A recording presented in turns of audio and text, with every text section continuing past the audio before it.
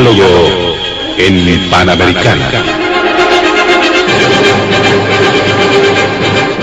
Una producción del Departamento Periodístico de Panamericana en su mejor estilo.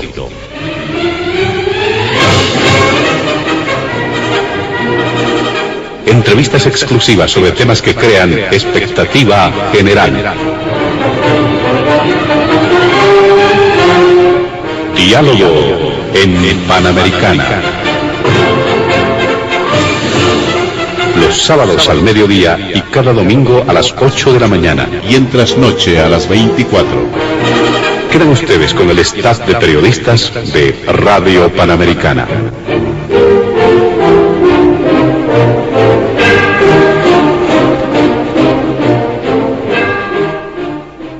¿Qué tal, amigos de todo el país? Bienvenidos a Diálogo en Panamericana. En esta ocasión vamos a desarrollar el tratamiento de distintos temas informativos que marcan agenda, sin duda, no solamente en nuestro país, sino también a nivel internacional.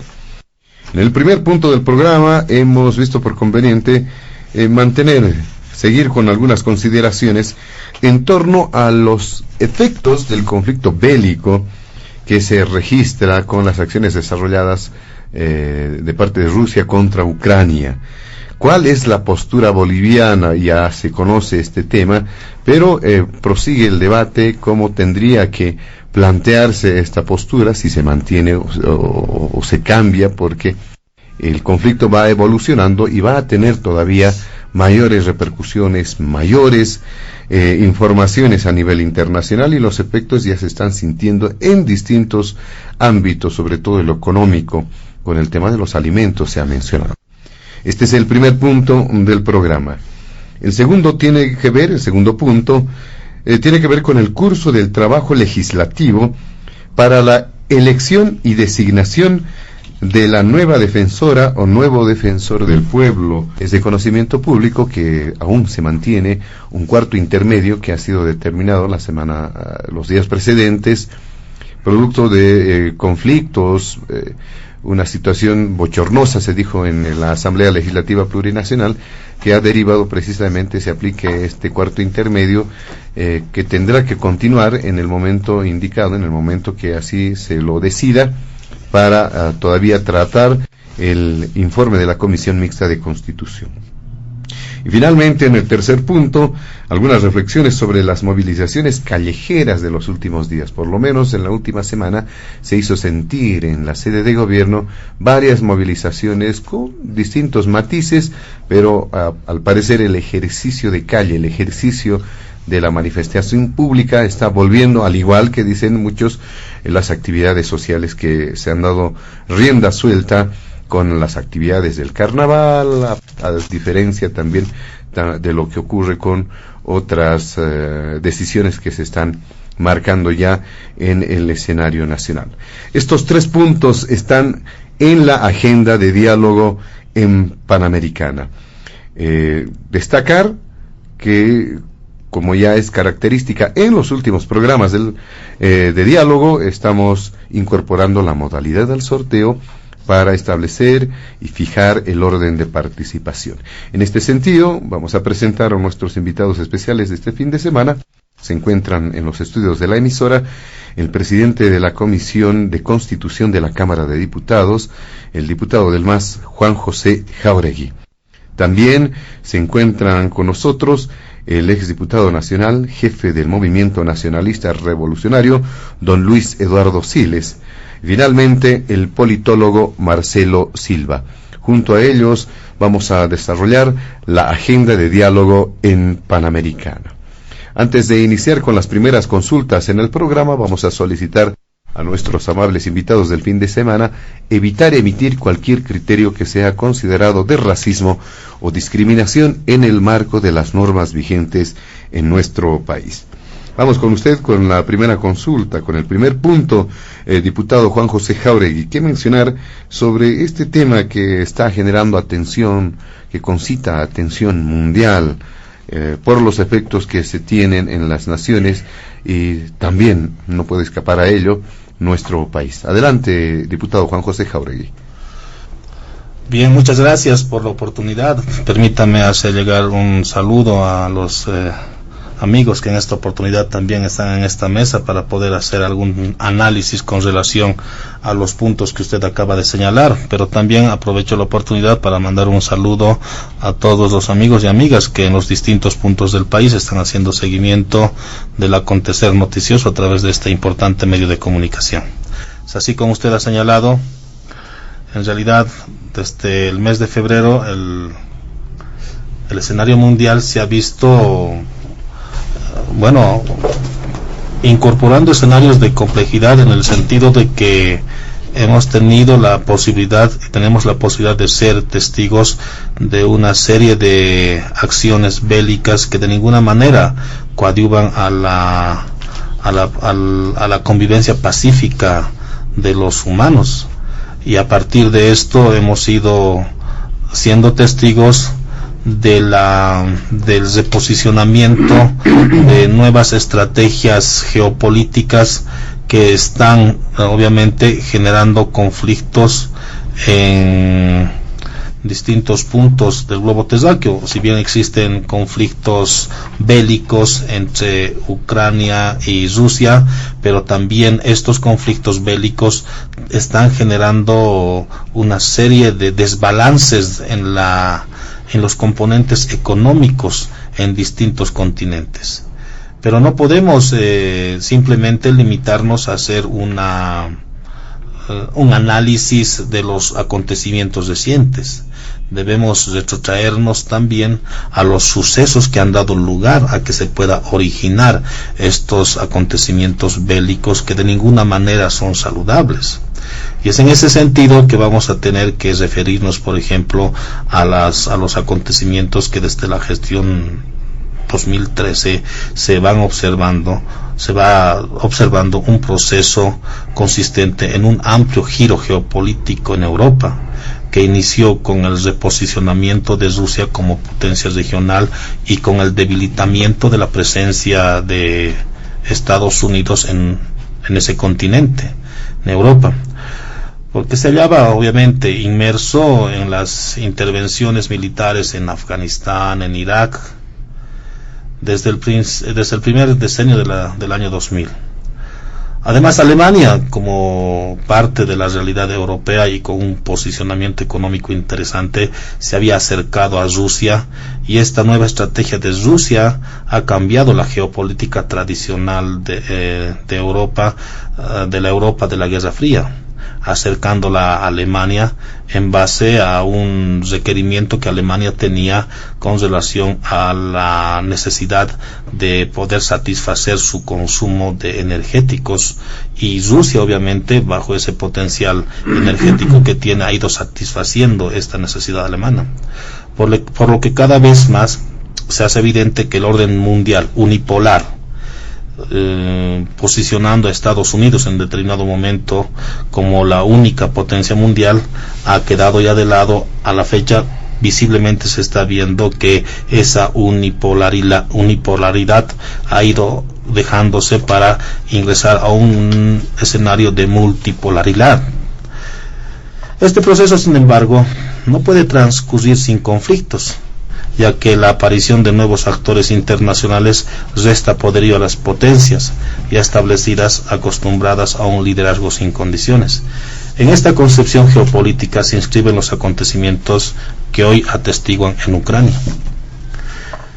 En esta transformación geopolítica se inscriben los acontecimientos de Ucrania, donde un golpe de Estado de manera muy violenta, aliándose con sectores nacionalistas de Ucrania que poseen una ideología racista, antirrusa, se dice semejantes incluso a los posicionamientos ideológicos de la Alemania nazi de Hitler, colocó en el poder a un gobierno antirruso que fracturó la constitucionalidad del poder presidencial en Ucrania y hace años, ya que en su momento el presidente Víktor Yanukovych, presidente derrocado, fue elegido legalmente, y esta acción fue un acto desesperado ante la negativa de Yanukovych de firmar un acuerdo de asociación oriental en Vilnius en noviembre del 2013, y es a partir de este reposicionamiento y de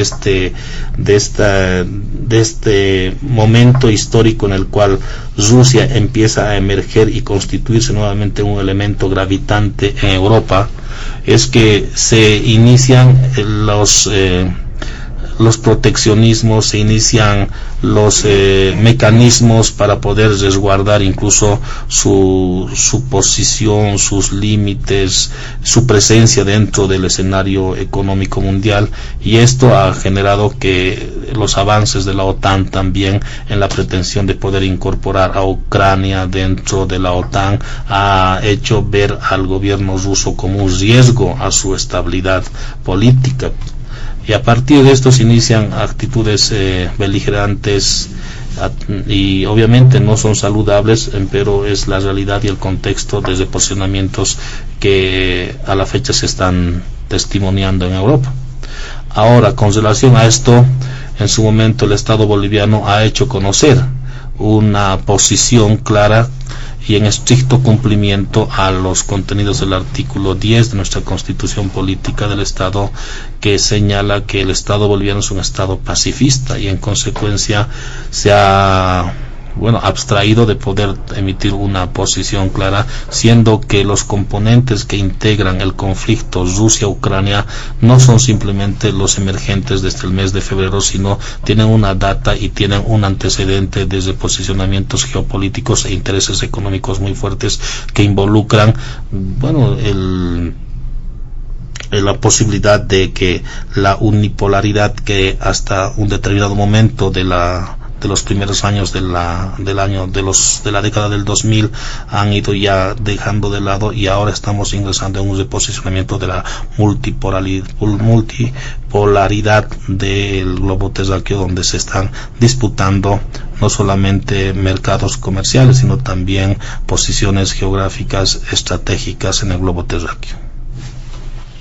Muy bien, le agradecemos al diputado Juan José Jáuregui este primer punto respecto a lo que ya se ha mencionado, la situación a nivel internacional en este tema del conflicto bélico.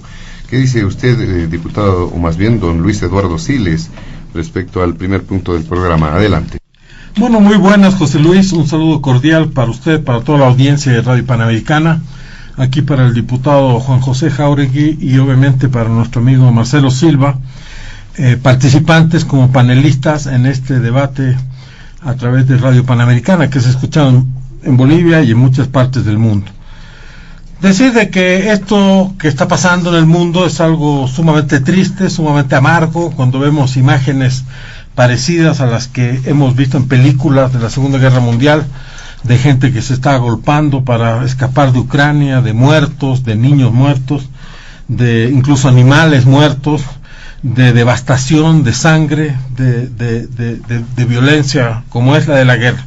Esto nos tiene que afectar a todos los ciudadanos del mundo, porque la peor situación que puede haber es una situación de guerra, de conflicto armado, y peor si una de las partes, en este caso el señor Putin, nos dice de que él tiene armas nucleares y que las puede usar. Dios mío, cualquiera que tenga un mínimo conocimiento de lo que puede ser esto, se le paran los pelos hasta el techo de esa posibilidad. Se creía de que producto del el acuerdo entre las potencias nucleares, esto era una situación que nunca se iba a dar, pero las cosas han cambiado rápidamente, y después del sufrimiento de la pandemia, después del sufrimiento de estos tiempos, de los efectos del cambio climático que se están sintiendo, de la noche a la mañana nos vienen con una guerra con esas características. Ahora, siendo fiel al tema por el cual usted nos ha convocado, que dice consideración en torno a los efectos del conflicto bélico, hay que decir que en el caso de Bolivia a nivel económico hay un efecto, en primer lugar, por el hecho de que el precio del petróleo ha subido impresionantemente a más de $100 el barril, y eso hace de que lo que nosotros importamos, que es la gasolina y el diésel, porque después de 16 años no hemos encontrado ni un solo pozo nuevo de gas, nos va a costar mucho más de lo que vamos a recibir producto de que le vendemos gas al Brasil y a la Argentina, y producto de que el contrato de gas al Brasil está indexado al precio del petróleo. Entonces, Si sube el precio del petróleo, sube el gas que nos pagan del Brasil, pero el gas a la Argentina ya no está indexado al precio del petróleo, entonces ahí no va a haber un aumento. Entonces, comparando lo que vamos a tener que erogar para traer el diésel y la gasolina que seguimos trayendo después de 16 años de que íbamos a hacer una gran revolución a este nivel para que los hidrocarburos sean de Bolivia, de los bolivianos. Después de 16 años seguimos importando diésel y gasolina y ahora nos va a costar mucho más caro. A nivel de la harina, el pan y un elemento tan básico como eso, el trigo, el efecto de la guerra, debido a que Rusia había sido productor del 25% del trigo mundial, junto con Estados Unidos, son los productores más importantes.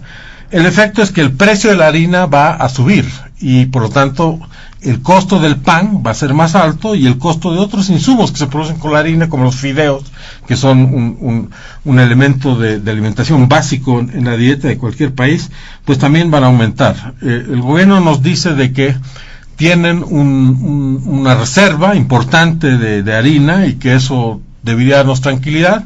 Hay que darle el beneficio de la duda, pero los panificadores ya han explicado de que la harina con la que se hace el pan que comemos en Bolivia es una mezcla de harinas de la que vende MAPA, pero también tiene que ser mezclada con la harina argentina para alcanzar una calidad mínima. Por lo tanto, el precio de la harina argentina ya ha aumentado y estos son nuevos problemas en el horizonte a ese nivel, de algo tan básico. Sí hay una perspectiva buena para quienes producen minerales. Ha aumentado el precio del estaño, el precio del zinc, pero el sector de los minerales es un sector que tributa muy poco comparado con los otros sectores, comparado con el de los hidrocarburos. Cuando hablamos, por ejemplo, de las regalías del oro del Departamento de La Paz, la mayor parte de estas regalías se las llevan los que las explotan y no existe un ingreso para el departamento que sea significativo. Entonces, esto da además hay mucho, como se refleja todos los días en los medios, explotación ilegal, sin respeto por el medio ambiente, de empresas chinas que tienen carta libre para destruir nuestro medio ambiente, sacar el oro. Y hace unos 3 días se reveló el caso de un ciudadano hindú que lo habían detenido con 300 kilos de oro aproximadamente y le dieron a él mismo la custodia del oro. Entonces ahora se escapó con el oro el ciudadano y el oro más. Entonces, en esa situación, en ese contexto, todas estas consecuencias sobre la economía del país de la guerra son que siempre tienen dos caras, ¿no es cierto? Una cara que parecería ser positiva, pero también tienen un precio. En lo que se refiere a la postura boliviana, yo realmente no puedo entender por qué se ha asumido la posición que se ha asumido. Constitucionalmente, y el diputado aquí, Jáuregui, es presidente de la Comisión de Constitución, el inciso 2 del artículo 10 dice: Bolivia rechaza toda guerra de agresión como instrumento de solución a los diferendos y conflictos entre estados y se reserva el derecho a la legítima defensa en caso de agresión que comprometa la independencia y la integridad del Estado. Eso significa que nosotros tenemos que haber condenado que una potencia muchísimo más grande que la otra agreda a esta otra y invada su territorio. Teníamos que haber condenado esto en forma contundente y no lo hemos hecho. Al contrario, el presidente no ha abierto la boca sobre este tema. El presidente ni ha condenado, ni ha aplaudido, ni ha dicho nada. El que lo ha hecho es el señor Morales, que oficia como copresidente o presidente alternativo, no sé, y él ha convocado a una movilización internacional para frenar el expansionismo intervencionista de la OTAN y de Estados Unidos. Y en diferentes declaraciones posteriores ha expresado su apoyo al presidente Putin. Realmente el presidente Arce no lo ha desmentido, ¿no es cierto? No ha dicho desautorizo a Morales a que diga esto, por lo tanto, parecería que la posición de Bolivia está ahí expresada. Esto no solo va en contra de la Constitución, como ya lo leímos, sino va en contra de los intereses de Bolivia. Desde ese punto de vista, creo que es importante decir qué interés tenemos nosotros en defender al señor Putin. No hablemos de intereses que tienen que ver con la moral y la ética del Estado y de los derechos humanos y los principios. No, si tuviéramos un interés frío, ¿no es cierto? Resulta que Rusia nos compra mucho. Bueno, se justificaría, pues Rusia no nos compra nada. Habría muchos rusos que viven en Bolivia. Bueno, digamos, en representación de estos rusos tomamos una posición. No hay ni un ruso que vive en Bolivia, o muy pocos. No hay ninguna razón para que nosotros asumamos esa posición, si no son las razones que tiene el señor Morales como persona, como individuo, no en representación de los intereses de Bolivia. Históricamente nosotros hemos sido víctimas de una situación parecida a la que es víctima Ucrania hoy. Hemos sido invadidos por Chile y nos han quitado el litoral. Era una potencia en esa época y nosotros éramos un país débil. Es una situación bastante comparable a lo que le está sucediendo a Ucrania, guardando las distancias de la historia. Entonces, realmente yo creo que es inaudito que un país que tiene lo que dice el artículo 10 en su Constitución, que ha sido víctima históricamente del abuso, del matonaje de estados más grandes en la historia, y que no tiene ningún interés en este pleito, asuma la posición que hemos asumido. Y esto es porque nosotros, el señor Morales específicamente, no defiende los intereses de Bolivia, él defiende los intereses de Cuba y de Venezuela. Y eso hay que decirlo porque él defiende los intereses del castrochavismo, no defiende los intereses de Bolivia, no respeta los principios ni nuestra historia.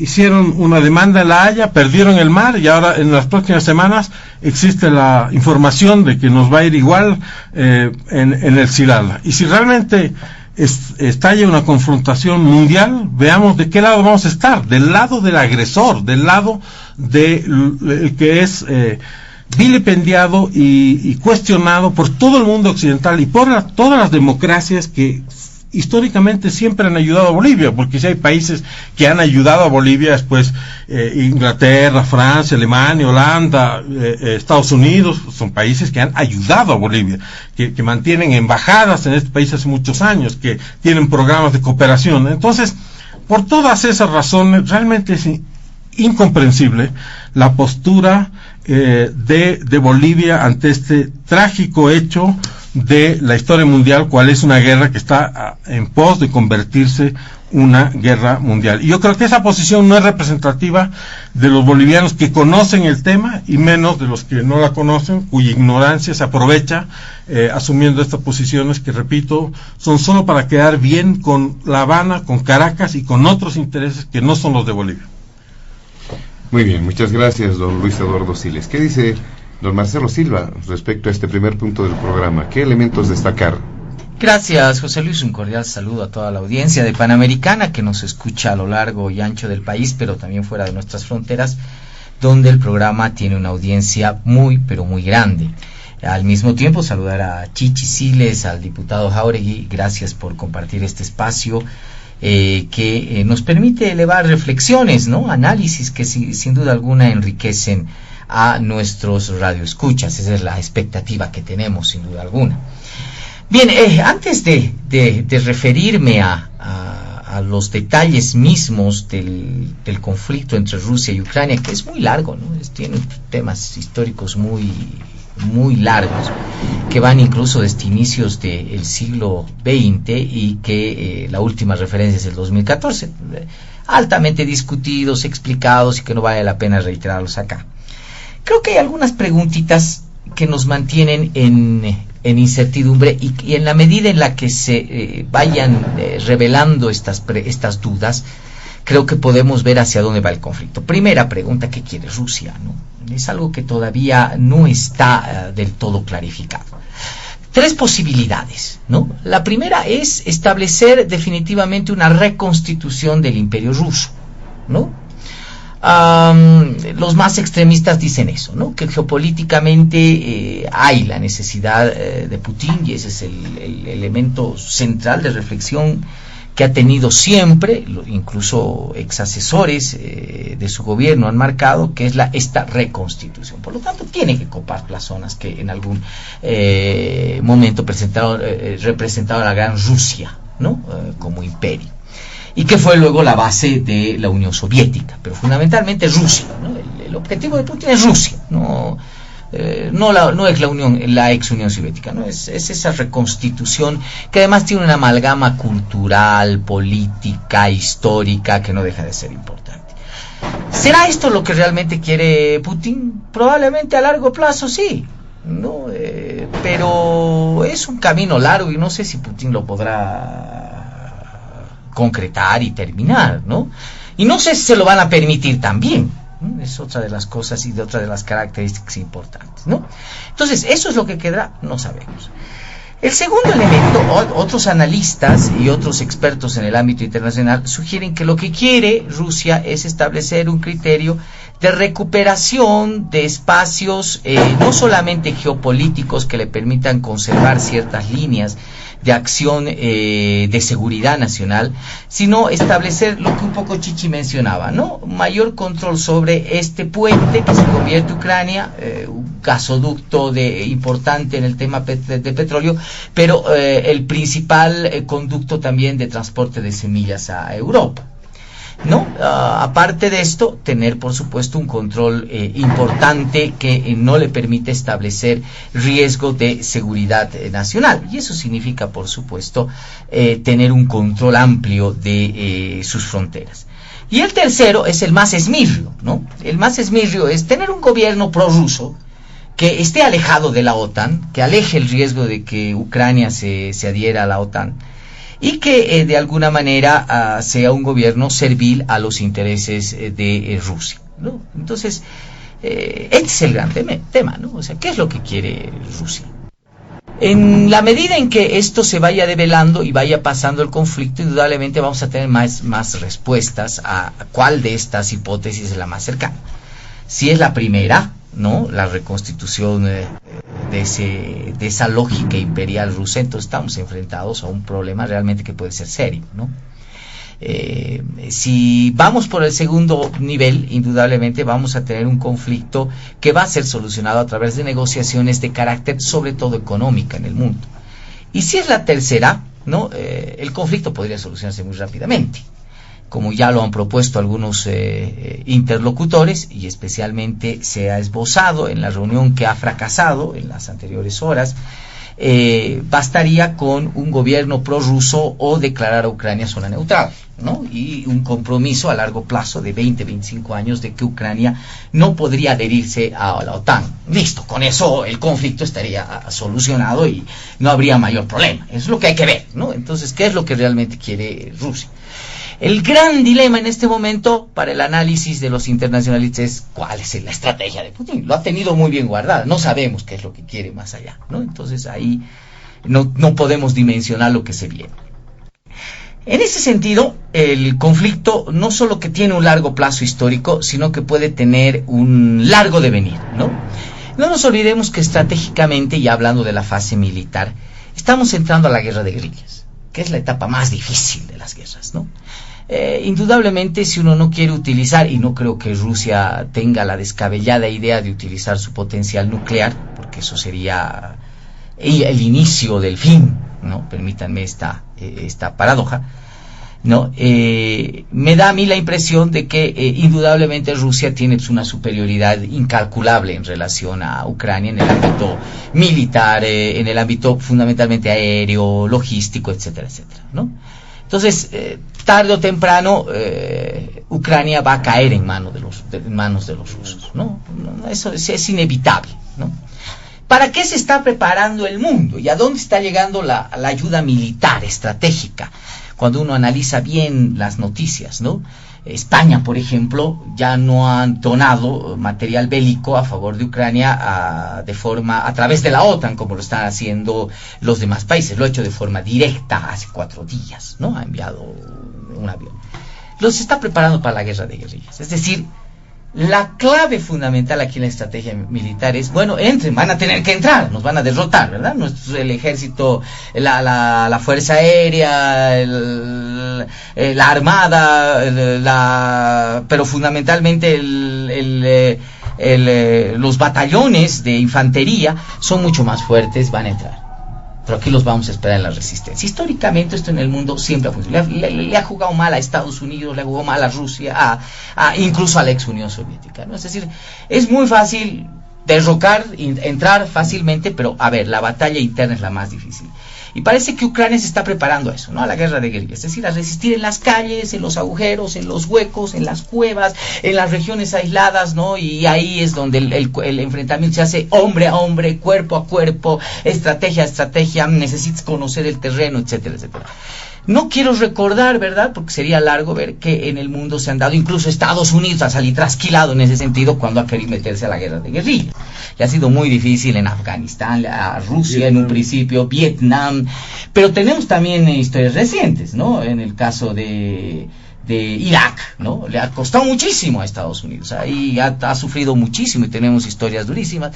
A Rusia en el caso reciente también, después del 2009, 2014, ¿verdad? Ha tenido experiencias muy duras. Entonces, a eso apunta.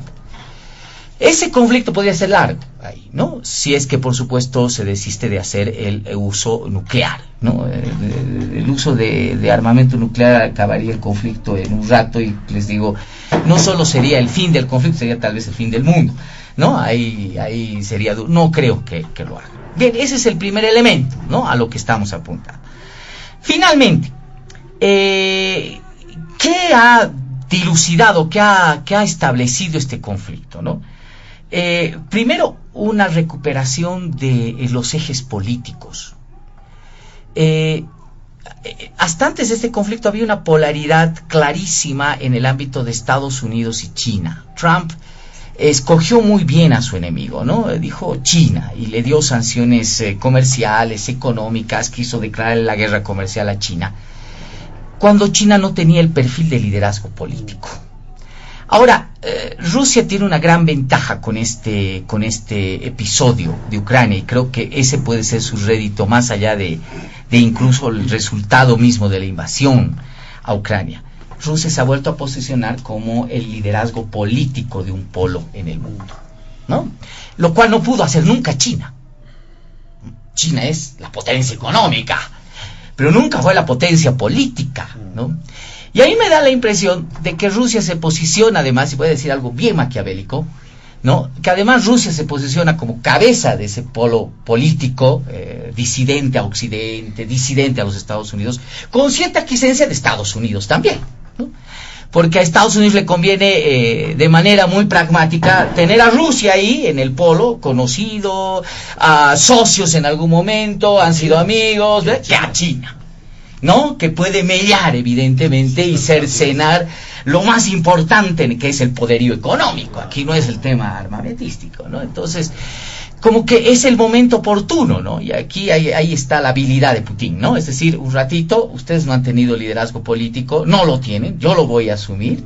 Asume el liderazgo político de la bipolaridad, está clarísimo. Todos los países que no están en contra de Estados Unidos, que no están a favor de Occidente, se van a alinear detrás del liderazgo de Rusia, ¿no?, político, y ustedes sigan teniendo el poder económico, ¿no? Eso parece, es el pacto entre China y Rusia, ¿no? Entonces, eso parece importante.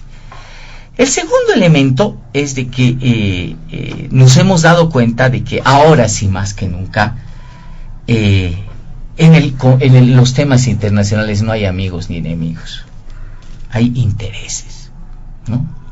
Es decir, no nos sorprenda el pragmatismo que vamos a ver en este tiempo en el mundo, ¿no? Por supuesto, sanciones que no dejan de ser importantes, pero que son tímidas, son más bucólicas de Europa en relación a la ayuda a Ucrania o sanción a Rusia. Además, Rusia se está preparando desde 2014, sabía que esto iba a venir, así que ha estado preparando el camino económicamente, así que creo que mucha cosquilla o mucho molestar no le van a hacer a Rusia las sanciones que le está dando Europa, ¿no? Y vamos a ver escenarios fantásticos como besos o mandadas de besos entre Maduro y Biden, ¿no? O sea, es algo también importante. ¿Sí? El negocio parece ser, vamos a bloquearle, le vamos a cerrar las válvulas a Rusia, entonces necesitamos vendedores de petróleo en el mundo, ¿no? Entonces, señor Maduro, venga, le vamos a abrir sus cuentas congeladas que se las dábamos a Guaidó, ¿no? Entonces ahora se las vamos a devolver a usted, se las vamos a pasar y usted va a hacer un guiño de infidelidad a Rusia y nos va a proveer de petróleo, ¿no?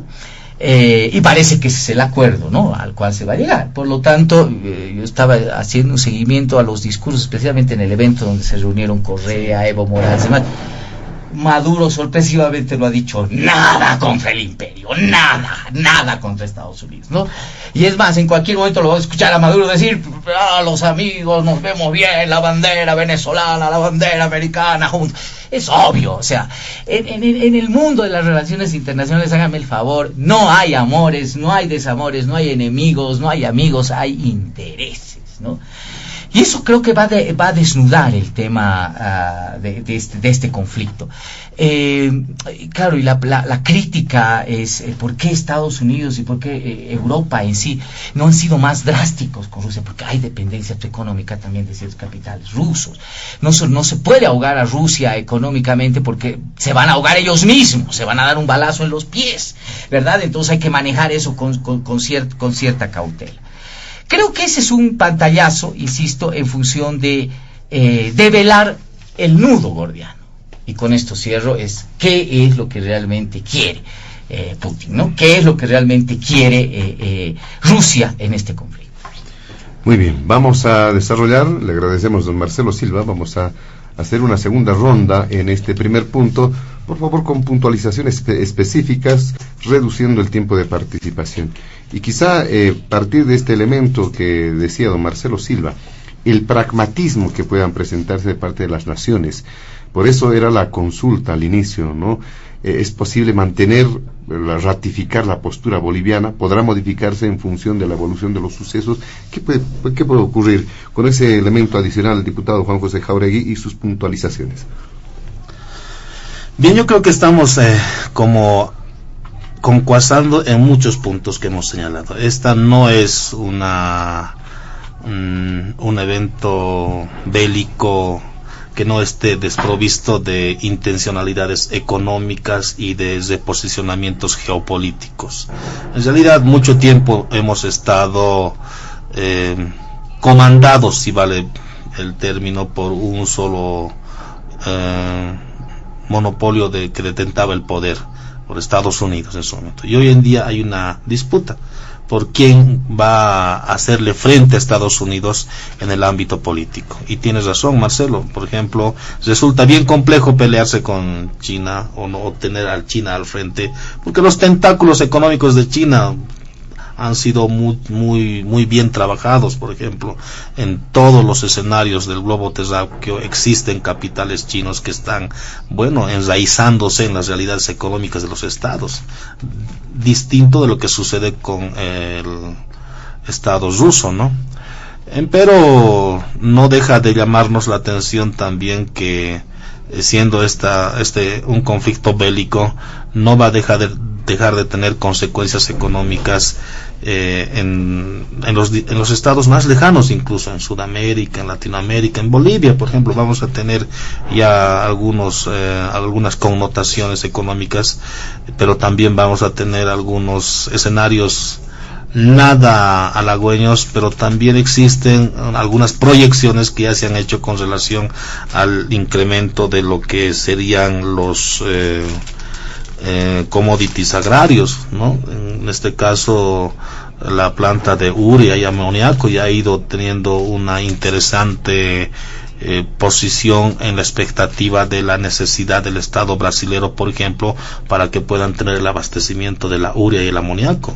El incremento de la tonelada de estos insumos agrarios ya ha superado incluso más de los $1,000 a la fecha, y las proyecciones obviamente van a permitir que de la productividad que a la fecha tiene esta planta del 65-60% tenga que incrementarse para que se pueda producir al 100%.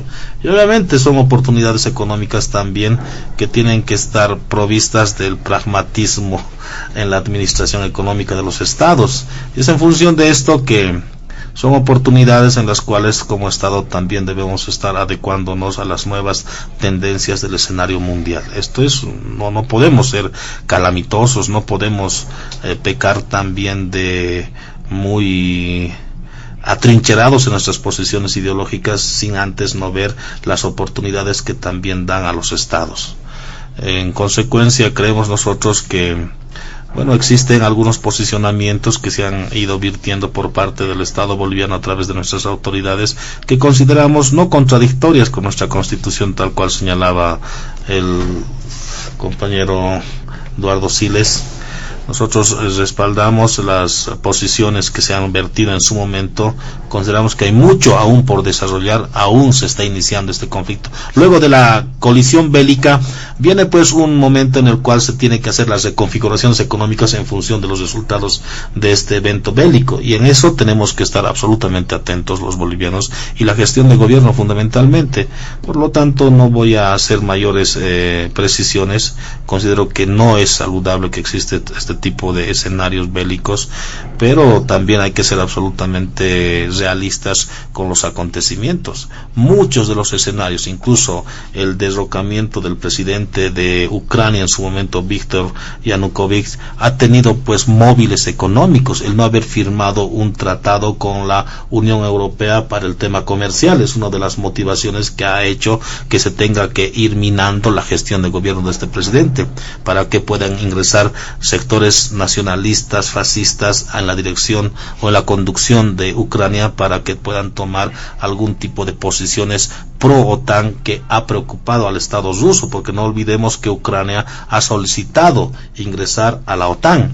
Ahora nos preguntamos muchos por qué la OTAN no ingresa al conflicto, por qué no interviene de manera eficiente.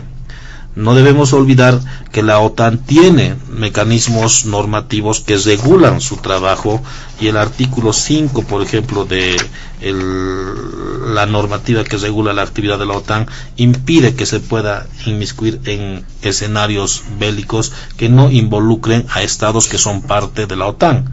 Y penosamente, si bien existe una solicitud de incorporarse a la OTAN por parte de Ucrania, pero esta no ha concluido, no es parte de la OTAN. Es por eso que probablemente la OTAN también está teniendo algún grado de cuidado en poderse involucrar de manera efectiva en este conflicto bélico. Muy bien, muchas gracias, diputado Jáuregui. ¿Qué dice usted para ir cerrando este primer punto? Don Luis Eduardo Siles, ¿qué mencionar, qué puntualizaciones existen? Bueno, yo creo que estos son temas que están realmente lejos de nosotros, ¿no es cierto? A pesar de que el mundo global y la información instantánea que tenemos acceso hoy en día hace que en nuestro celular podamos aprender muchas cosas, igual esto está lejos, ¿no es cierto? Esto es algo que realmente está muy distante de nuestra realidad y de nuestros intereses. Y a mí no me gusta jugar al gran entendido en temas geopolíticos, porque no lo soy. Pero me parece importante puntualizar de que en la narrativa que se maneja en ciertos niveles se dicen cosas que no son ciertas, ¿no es cierto? El señor Zelensky, presidente de Ucrania, fue elegido con 70% de los votos. Es una persona muy popular en su país que ganó con el 70% de los votos. El señor Zelensky no puede ser nazi porque es judío, ¿no es cierto? Esto es realmente algo muy ofensivo, que digan que es nazi cuando el señor es judío. O sea, esto no es así. Y en segundo lugar, ¿qué pasó con el señor Yanukovych? El señor Yanukovych hizo un referéndum, sabemos lo que es no respetar los referéndums, para ver si se sumaba Ucrania a la Unión Europea, y los ucranianos dijeron sí, queremos ser de la Unión Europea. Y cuando ya faltaba ya la última firma para entrar a la Unión Europea, Yanukovych dijo que no lo iba a firmar, y la presión de la gente hizo de que se escapara a Rusia. En esto también hay coincidencias con nuestra historia, ¿no es cierto? Gente que no respeta un referéndum y después se escapa como ratoncitos. Entonces, aquí hay ese tipo de coincidencias que es importante decirlo. Ahora, Ucrania quiere estar en la OTAN. Bueno, quiere estar en la OTAN. O sea, ¿por qué tenemos que juzgar que quiere estar en la OTAN? Quiere estar en la Unión Europea, en países como Francia, Inglaterra, Alemania, donde la gente es libre de expresarse, donde hay elecciones cada 5 años, donde los presidentes no se quedan para siempre. Quieren pues eso, no quieren lo otro. Putin está ahí hace 22 años.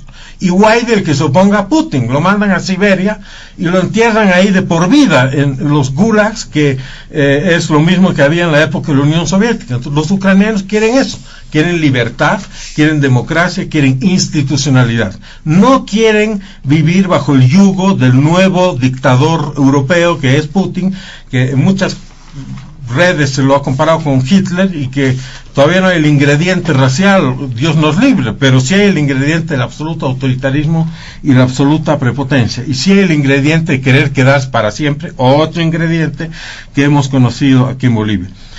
Hablabas, mi querido Marcelo, del tema de la Gran Rusia y de lo... A mí me parece muy bien que quiera reconstruir la Gran Rusia, pero ¿por qué la tiene que reconstruir a punta de tanques, balas y cañones? Podría ser la Gran Confederación Rusa, que ir a cada país vecino y convencerlos democráticamente, retóricamente, o por último seducirlos políticamente para que se sumen a un gran proyecto ruso. ¿Por qué no? Digamos, no es necesariamente el camino entrar con tanques, con aviones, bombardeando civiles, niños, mujeres y hombres del país vecino. También les puede ir a convencer, pero quizás no van a estar muy convencidos, porque los otros países alrededor de Rusia tampoco quieren vivir bajo el régimen autoritario no democrático. Quieren vivir bajo un régimen democrático y donde haya alternancia en el poder, etcétera. Por último, el tema de los intereses. Yo estoy de acuerdo, en el caso de Maduro, todo nos ha sorprendido que vayan unos americanos a hablar con él. Pero esto no es tan simple, porque Estados Unidos es una democracia y hay leyes, y las leyes sí se respetan. Entonces, Maduro tiene una recompensa de $15 millones por quien lo entregue. O sea, es un prófugo, o sea, es un buscado por el sistema de justicia norteamericano. Entonces, los que no están de acuerdo con que hablen con Maduro ya han dicho, o sea, ¿cómo van a hablar unos oficiales, o sea, unos representantes diplomáticos del gobierno de Estados Unidos con un tipo que lo estamos buscando y hemos ofrecido una recompensa para que lo traigan? ¿Por qué? Porque está vinculado o estaría vinculado a temas de narcotráfico. Entonces no va a ser tan simple. Estos son temas sumamente complicados, y en el caso de las democracias occidentales maduras, digamos, Estados Unidos y Europa, no se puede pues uno sentarse en la ley, no es cuestión de decir, le meteré nomás. No, ahí hay una ley, no puedes ir a negociar con un tipo que tiene, repito, un precio a su cabeza. Pero fueron. ¿Perdón? Pero fueron. Pero una vez que ya quieran concretar los acuerdos, no creo que les sea tan fácil, porque los otros, los que están en desacuerdo, ya ha hablado el senador Meléndez, creo que es, bueno, van a hacer sus demandas ante la justicia para bloquear eso. Entonces, es complicado. Y son temas que tienen que ir puliéndose con el tiempo, pero que tienen la espada de Damocles del tema de la guerra nuclear. Ahora, estoy de acuerdo, eso parece una opción distante, pero yo creo que en la pandemia que está ya acabándose, todos miraban como muy lejana la posibilidad de una guerra mundial, y ya estamos cerca de una guerra mundial. Entonces, el tema nuclear, Putin lo ha dicho, directa o indirectamente, ha puesto en alerta, o sea, ha puesto en alerta a su sistema de ataque nuclear. Es la primera vez que ocurre desde el año 62, luego de la crisis de los misiles de Cuba contra Estados Unidos. O sea, sí, está lejos, por favor, ojalá, Dios mío, pero tampoco está imposiblemente lejos. O sea, hace unos días los generales rusos han activado el sistema y han dado las instrucciones para que todo el aparato nuclear esté listo a las órdenes de Putin. Eso es para que se nos paren a todos los pelos y que al mundo entero le preocupe esta situación. Entonces, bueno, esperemos cómo evoluciona la situación, pero creo que si bien tienen que prevalecer los intereses, también tiene que prevalecer el respeto a cierto número de principios a nivel internacional. Si somos un Estado que dice respetar los derechos humanos, no podemos aplaudir que se violen los derechos humanos. Si somos un Estado que dice que es pacifista, que condena la guerra, no podemos decir ¡viva la guerra! Ahora vamos a vender minerales más caros, entonces aplaudimos la guerra. No, eso va en contra de ciertos principios y valores a nivel internacional que también tenemos que defender y tenemos que hacer prevalecer. Si bien Bolivia obviamente no tiene un peso geopolítico significativo debido a que es una economía pequeña y una población muy escasa en relación a otros países, pero finalmente es uno de los 200 y pico estados que hay en el mundo y tiene una voz, y solo hay 200 en ese club, digamos, ¿no? Es decir, si vienen los extraterrestres, bueno, ¿y cuántos países hay aquí? Hay 200, ¿no? Y uno de ellos es Bolivia. Entonces tiene una voz que jugar, pero de haber querido ser una luz moral, de haber dicho que somos la reserva moral de la humanidad, a alentar las guerras y las invasiones, hay una distancia que tenemos que acabar, porque si no vamos a pasar a ser el hazme reír internacional como país teniendo políticas que contradicen lo que dice nuestra Constitución y la retórica que queremos manejar de respeto a los derechos humanos, de respeto a que no tiene que ser avasallado el más débil por el más fuerte. Como lo señalaba nuestro amigo Reyes Villa en un artículo, esto es como si tú estuvieras en la calle y hay un matón, un tipo de 2 metros que le está pegando a un tipo de 50 centímetros. O sea, ¿de qué lado te vas a poner? Del lado, pues, del abusado, ¿no es cierto? Del lado del débil. No puedes sumarte al matón y decir, le haremos más duro al pequeño. No puedes. Y eso, en la proporción, y utilizando esa imagen metafórica, es lo que está ocurriendo con Rusia y Ucrania, y lo vemos en la televisión, lo vemos en los más de 2 millones de ciudadanos y mujeres y niños que están ya en Europa de Ucrania. O sea, esto no es poca cosa, y no solo se tiene que medir con la vara de los intereses, también se tiene que medir con la vara de los valores y la dignidad nacional. Y para ejemplo, el ejemplo de Chile, ¿no es cierto? Supuestamente el presidente Boric, que acaba de ser posesionado, es de la misma línea ideológica que alguna gente del movimiento socialismo, supuestamente. ¿Qué ha hecho este señor? Ha condenado fuertemente la invasión rusa de Ucrania, porque en su partido y en su visión las guerras son malas, y él tiene que estar en coincidencia con lo que dicen sus principios, y por lo tanto dice que condena la guerra. El presidente argentino, que también se supone que está en la misma línea ideológica que la gente del movimiento al socialismo, también ha condenado la guerra. Pero nosotros como país no, nosotros que nos abstenemos, y tenemos un vocero informal, que es el señor Morales, que aplaude la guerra y que se pone del lado del señor Putin.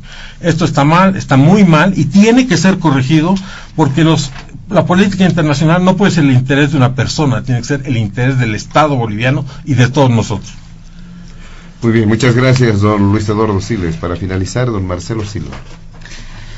Insisto en esto, ¿no? Es decir, habrá que ver qué es lo que quiere Rusia del conflicto, ¿no? Cuáles son sus objetivos a largo, mediano y corto plazo, ¿no? Y eso va a determinar de alguna manera el devenir del conflicto. Referente a lo que Chichi decía, Chichi lo hace pues dividiendo, ¿no? Es decir, la estrategia especialmente de poner un cerco de geopolítica de seguridad y no permitir la expansión de la OTAN de Rusia ha sido precisamente eso. O sea, no todos los sectores, sí, son minoritarios prorrusos, los hay también en Ucrania, los hay en toda la región del Donetsk. La idea básica es alentar a esos grupos, ¿no? Y ya lo ha hecho. Además, no nos olvidemos que sintomáticamente, y ahí está la estrategia, horas antes de invadir Ucrania, Putin reconoce a Donetsk y Luhansk como repúblicas independientes. Y ahí dice, señores, el pretexto, ¿no? El gran pretexto formal que se tiene que tener en una invasión. Es decir, nosotros vamos a proteger a estas 2 repúblicas independientes que han optado además por su independencia. La mayoría quiere ser independiente de Ucrania, no quiere estar con Ucrania. Entonces las vamos a apoyar, y más bien lo que queremos frenar es las intenciones genocidas. Y ahí da la vuelta el discurso, ¿no? De Ucrania en relación a estos pueblos y a estas naciones que son libres, independientes por decisión propia. Es decir, vuelca un poco el discurso, ¿no? Y eso es lo que probablemente también resulte en Ucrania, ¿no? Es decir, la estrategia militar que está utilizando en estas primeras semanas de conflicto es tratar de ahuyentar a la población civil ucraniana, y especialmente aquella población que es afín a una Ucrania libre y a una Ucrania anexada o parte de la OTAN. Entonces, parte de la estrategia también es los que se van a quedar, ¿no? Van a ser los prorrusos. Y al final nos va a ser mucho más fácil enfrentar lo que yo decía en estrategia militar, la guerra de guerrillas, ¿no? Es decir, voy a pelear casi contra nadie. Por eso la imagen que trata de dar el presidente ucraniano, es decir, aquí estamos fuertes, resistiendo, no se vaya, ¿no? Pero parece ser esta también una estrategia que está funcionando, es decir, el éxodo es masivo, ¿no? Desgraciadamente es masivo. Polonia ya está poniendo las alertas rojas en el sentido de ya no poder seguir recibiendo más gente, más refugiados ucranianos, ¿no? Entonces estamos hablando probablemente de millones de personas en las próximas 2 semanas. Se calcula que hasta 5 o 6 millones podrían estar realizando un éxodo masivo de Ucrania, ¿no? Entonces ese temor, ¿no? El temor de un enfrentamiento, de una guerra, porque claro, hay que jugar también en los ámbitos mediáticos. El gobierno ucraniano mostró mucha firmeza y mucha confianza en el hecho de que eso no iba a pasar, la invasión no iba a pasar. Entonces muchos ucranianos se quedaron, pues, ¿no? Dijeron, no va a pasar, y bueno, les sorprendió y pasó al final, ¿no? Lo que dice Chichi, uno creía que no iba a pasar, pero pasó, ¿no? Pasó, se animó. Y eso ha hecho que el éxodo sea masivo. Habrá que ver ahora qué es lo que triunfa, ¿no? Es decir, si esta guerra de guerrillas, que puede tener un largo plazo, ¿no?, la va a hacer contra una Ucrania completamente despoblada, desolada, ¿no? Y además donde los ciudadanos que han estado a favor de la participación en la OTAN se han ido, ¿no? Y estratégicamente solamente se van a quedar los prorrusos, que también en Ucrania hay. Se van sobre todo las mujeres y los niños. Claro. Pero habrá que ver también cuánta resistencia tienen ahí, ¿no? Es decir, no te olvides que hay que reconocer también en Ucrania hay prorrusos, y eso es lo que ha aprovechado precisamente el régimen de Rusia, ¿no?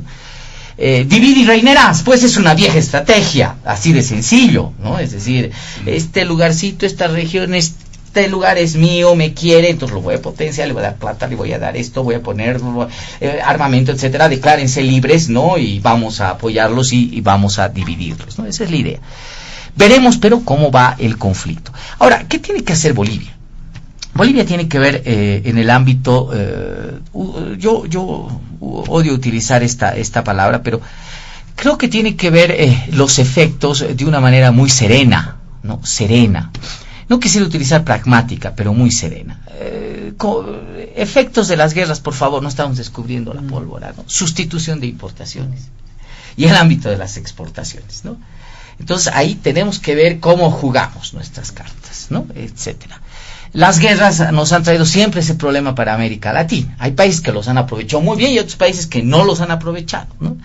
Es decir, nadie puede negar el auge grandioso que tuvo este país en el ámbito de la Primera y Segunda Guerra Mundial con los Patiño, ¿no? Pero ese excedente se fue con el señor Patiño y al país no le quedó absolutamente nada, ¿no? Cuando Patiño en ese momento era el hombre que podía definir la provisión de armamento al mundo, ¿no? Porque era el dueño del estaño, uno de los 5 dueños del estaño en su momento en el mundo, a nivel mundial. El señor Patiño no tenía que pedir autorización para hablar con el presidente de Estados Unidos, el primer ministro de Inglaterra, no con nadie, ¿no? Entraba, golpeaba la puerta y entraba directamente a negociar con ellos. Claro, el excedente es muy diferente a la historia del Brasil, muy diferente a la historia de la Argentina, muy diferente a la donde más bien esos procesos bélicos fortalecieron la burguesía, dieron un crecimiento a una burguesía, dieron crecimiento a la formación de capitales, a un proceso de industrialización. Fue absolutamente distinta a la historia, ¿no? Entonces, ¿cómo afecta esto al país? Es una manera serena, hay que verla, en el ámbito de cómo vamos a jugar. Por lo pronto hay una buena noticia. Esa buena noticia es de que se ha incrementado el tema de hay una posibilidad, vamos a ver, Brasil y Argentina indudablemente van a tener que entrar a un tema de sustitución de importaciones. Eso significa que la urea va a ser un producto altamente cotizado. Bolivia tiene ahí la posibilidad de vender más. Ha subido el precio del petróleo, que puede ser poco significativo por los volúmenes de exportación que tenemos de gas, ¿no? Y además por el tiempo, ¿no? Esta subida del petróleo la vamos a ver recién de aquí a 6 meses, ¿no? Pero no deja de ser una buena noticia para gobernaciones, para alcaldías, para universidades que van a ver incrementado en algo sus ingresos, ¿no? Y yo creo que en el ámbito de esa serenidad, el país tiene que ver también el alineamiento geopolítico que pueda tener la región, ¿no? Me gusta mucho que esta nueva izquierda ya no es la izquierda de Maduro, ya no es la izquierda de Evo, ya no es la izquierda de Correa, ya no es la izquierda de Lula, ¿no? Ya no es esa izquierda, es la izquierda de Boric, va a ser la izquierda de los nuevos líderes en Colombia, de la izquierda, probablemente incluso en otros, es mucho más pragmática. No sé si se han dado cuenta. Boric a mí me parece un ejemplo muy nítido de esa nueva izquierda, ¿no? Es mucho más pragmático. Incluso gente del país que ahora que está en el movimiento al socialismo, yo la veo mucho más pragmática, ¿no? Menos enamorada de radicalismos, de posiciones cerradas, ¿no? Que indudablemente estaban manejadas por Evo Morales en su momento, ¿no? Los deseos personales de Evo Morales. Por ejemplo, a mí yo aplaudo mucho la posición del presidente Arce en el sentido de la cautela que tiene con Chile. Si Morales hubiese sido presidente, Chichi, diputado, ahorita hubiésemos tenido una fiesta, un desfile, hubiésemos tenido un acto de banderas, ¿no? Lo hubiese utilizado demagógicamente, ¿verdad? Hubiese dicho, ahora tenemos la izquierda en Chile y vamos a recuperar. No, ¿verdad? Y ahora lo veo más cauteloso porque es indudablemente que Boric va a jugar a los intereses de Chile, ¿no?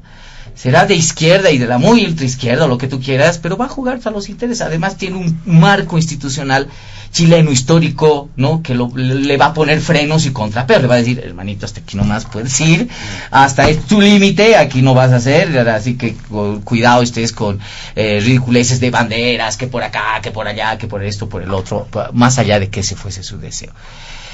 Yo creo que esa es la recomendación, ¿no? Hay que ver con mucha serenidad, con mucha cautela el tema en el ámbito de los intereses del país, como los está viendo Europa y como los está viendo Estados Unidos, Chichi. Es decir, la reacción de Europa y la reacción de Estados Unidos podría haber sido mucho más contundente, incluso en el tema del bloqueo económico, pero no lo es, porque también los países europeos y Estados Unidos están cuidando sus intereses encima de lo que pueda sufrir desgraciadamente el pueblo ucraniano.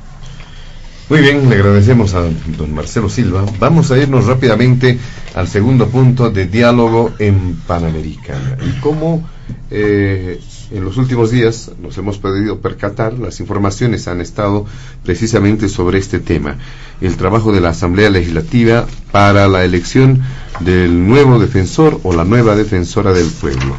Esto en función de un informe que ha preparado la Comisión Mixta de Constitución, que estuvo siendo presentado ante el Pleno del Legislativo, pero a raíz de algunos hechos bochornosos, se ha mencionado así, se suspendió. Hay un cuarto intermedio aún vigente y se verá la oportunidad de retomar este trabajo, esta labor de la Asamblea Legislativa Plurinacional para continuar con este tema. Precisamente le damos la palabra al diputado del MAS, Juan José Jáuregui, para que pueda dar cuenta en su condición de presidente de la Comisión de Constitución de la Cámara de Diputados sobre este tema. Diputado Jáuregui. Bien, es así como acabas de señalar, José Luis, en realidad producto de una convocatoria que fue emitida por la presidencia de la Comisión Mixta de Constitución. El viernes de la anterior semana procedimos a reunirnos en Comisión Mixta, objeto de considerar dos proyectos de reglamento para la designación del defensor del pueblo. Consecuencia, debo hacer conocer también que simplemente de las tres fuerzas políticas que integran la Asamblea Legislativa Plurinacional, simplemente fueron dos las que presentaron proyectos de reglamento. La otra bancada de Creemos no tuvo la posibilidad seguramente de presentar un proyecto de reglamento, menos de convocatoria y menos un proyecto de resolución de asamblea para que pueda habilitarse la convocatoria correspondiente. Siendo que habíamos ya realizado el debate correspondiente, haciendo amplios en el debate, dando la posibilidad de que puedan integrarse ambas propuestas en un solo reglamento, resulta que en oportunidad del desarrollo de la sesión de la Asamblea Legislativa para poder considerar los contenidos del reglamento, de la convocatoria y de la resolución correspondiente que aprueba estos dos mecanismos normativos previos que acabo de señalar, bueno, mágicamente, tal cual si fueran un mago que está sacando un conejo del sombrero, aparece 5 minutos antes de leer el informe de la comisión y el y la redacción propiamente del reglamento y la convocatoria, aparece un proyecto de ley novedoso con la posibilidad y con la propuesta de que en el trabajo de la comisión mixta, el trabajo previo,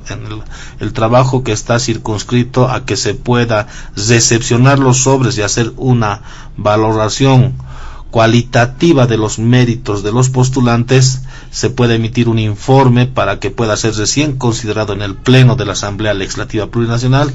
Resulta que ahora se les ocurrió que pueda este trabajo ser aprobado por 2/3 de los miembros presentes, en estricta colisión con lo que a la fecha tenemos como norma. Tenemos un vigente la ley 870, que es la ley del Defensor del Pueblo, que en su artículo 9, parágrafo 3, señala cuál es el trabajo y cuál es la modalidad de trabajo de la comisión mixta. Y de ninguna manera existe desde la gestión 2016, oportunidad en la cual se promulga la ley 870, siquiera la posibilidad de que este trabajo pueda involucrar los 2/3. Me estoy refiriendo al trabajo de la comisión mixta. La comisión mixta simplemente tiene que hacer el informe con la nómina de aquellos ciudadanos y ciudadanas postulantes al Defensor del Pueblo, informe que debe ser considerado y aprobado por la comisión mixta que integra la representación de las bancadas de oposición que tienen representación parlamentaria. Informe que no amerita 2/3, simplemente, conforme esta ley, simplemente tiene que estar aprobado por simple mayoría. Siendo estas las condiciones de la sesión del día miércoles de la semana que estamos concluyendo, bueno, se ha constituido se ha convertido compleja esta sesión. No se ha podido avanzar porque han surgido las intransigencias, y a partir de esto es que estamos entrampados en una situación en la cual debemos aprobar el reglamento por simple mayoría. Estamos aprobando un reglamento. No es como se pretende señalar que se ha ido ya pretendiendo aprobar o designar al Defensor del Pueblo. Simplemente es el mecanismo normativo que va a regular el proceso de selección para que, concluido esto con la evaluación correspondiente, se pueda emitir un informe, y este informe pueda ser considerado por el Pleno de la Asamblea Legislativa Plurinacional, y en consecuencia se pueda dar estricto y fiel cumplimiento a los contenidos del artículo 220 de la Constitución Política del Estado, que señala que para la designación, esto es lo que dice la Constitución, designación, necesariamente tiene que existir 2/3 de los miembros presentes de la Asamblea Legislativa Plurinacional. Hemos buscado, después de esa bochornosa sesión en donde han primado más los golpes, los silbatos, la intransigencia, la tosudez, la improvisación al momento de presentar proyectos de ley, tal cual si fueran magos de circo, ha primado más esa tosudez para impedir el normal desarrollo de la sesión. Producto de la convocatoria y de que las condiciones eran inapropiadas ya para proseguir con el normal desenvolvimiento de la sesión, se ha dictado un cuarto intermedio, sin día ni hora. Se están agotando los mecanismos para poder arribar a acuerdos que permitan que podamos zanjar las diferencias. Pero debemos ser muy claros. De la reunión que se convocó el día de ayer a las 8 de la noche por parte del vicepresidente del Estado, hemos visto que existe un punto de encuentro.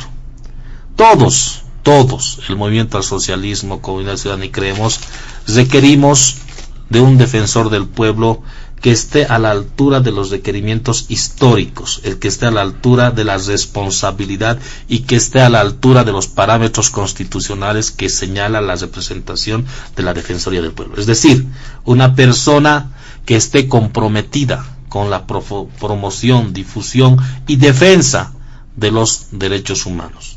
Una persona que no esté inclinada a uno o a otro lado de la balanza.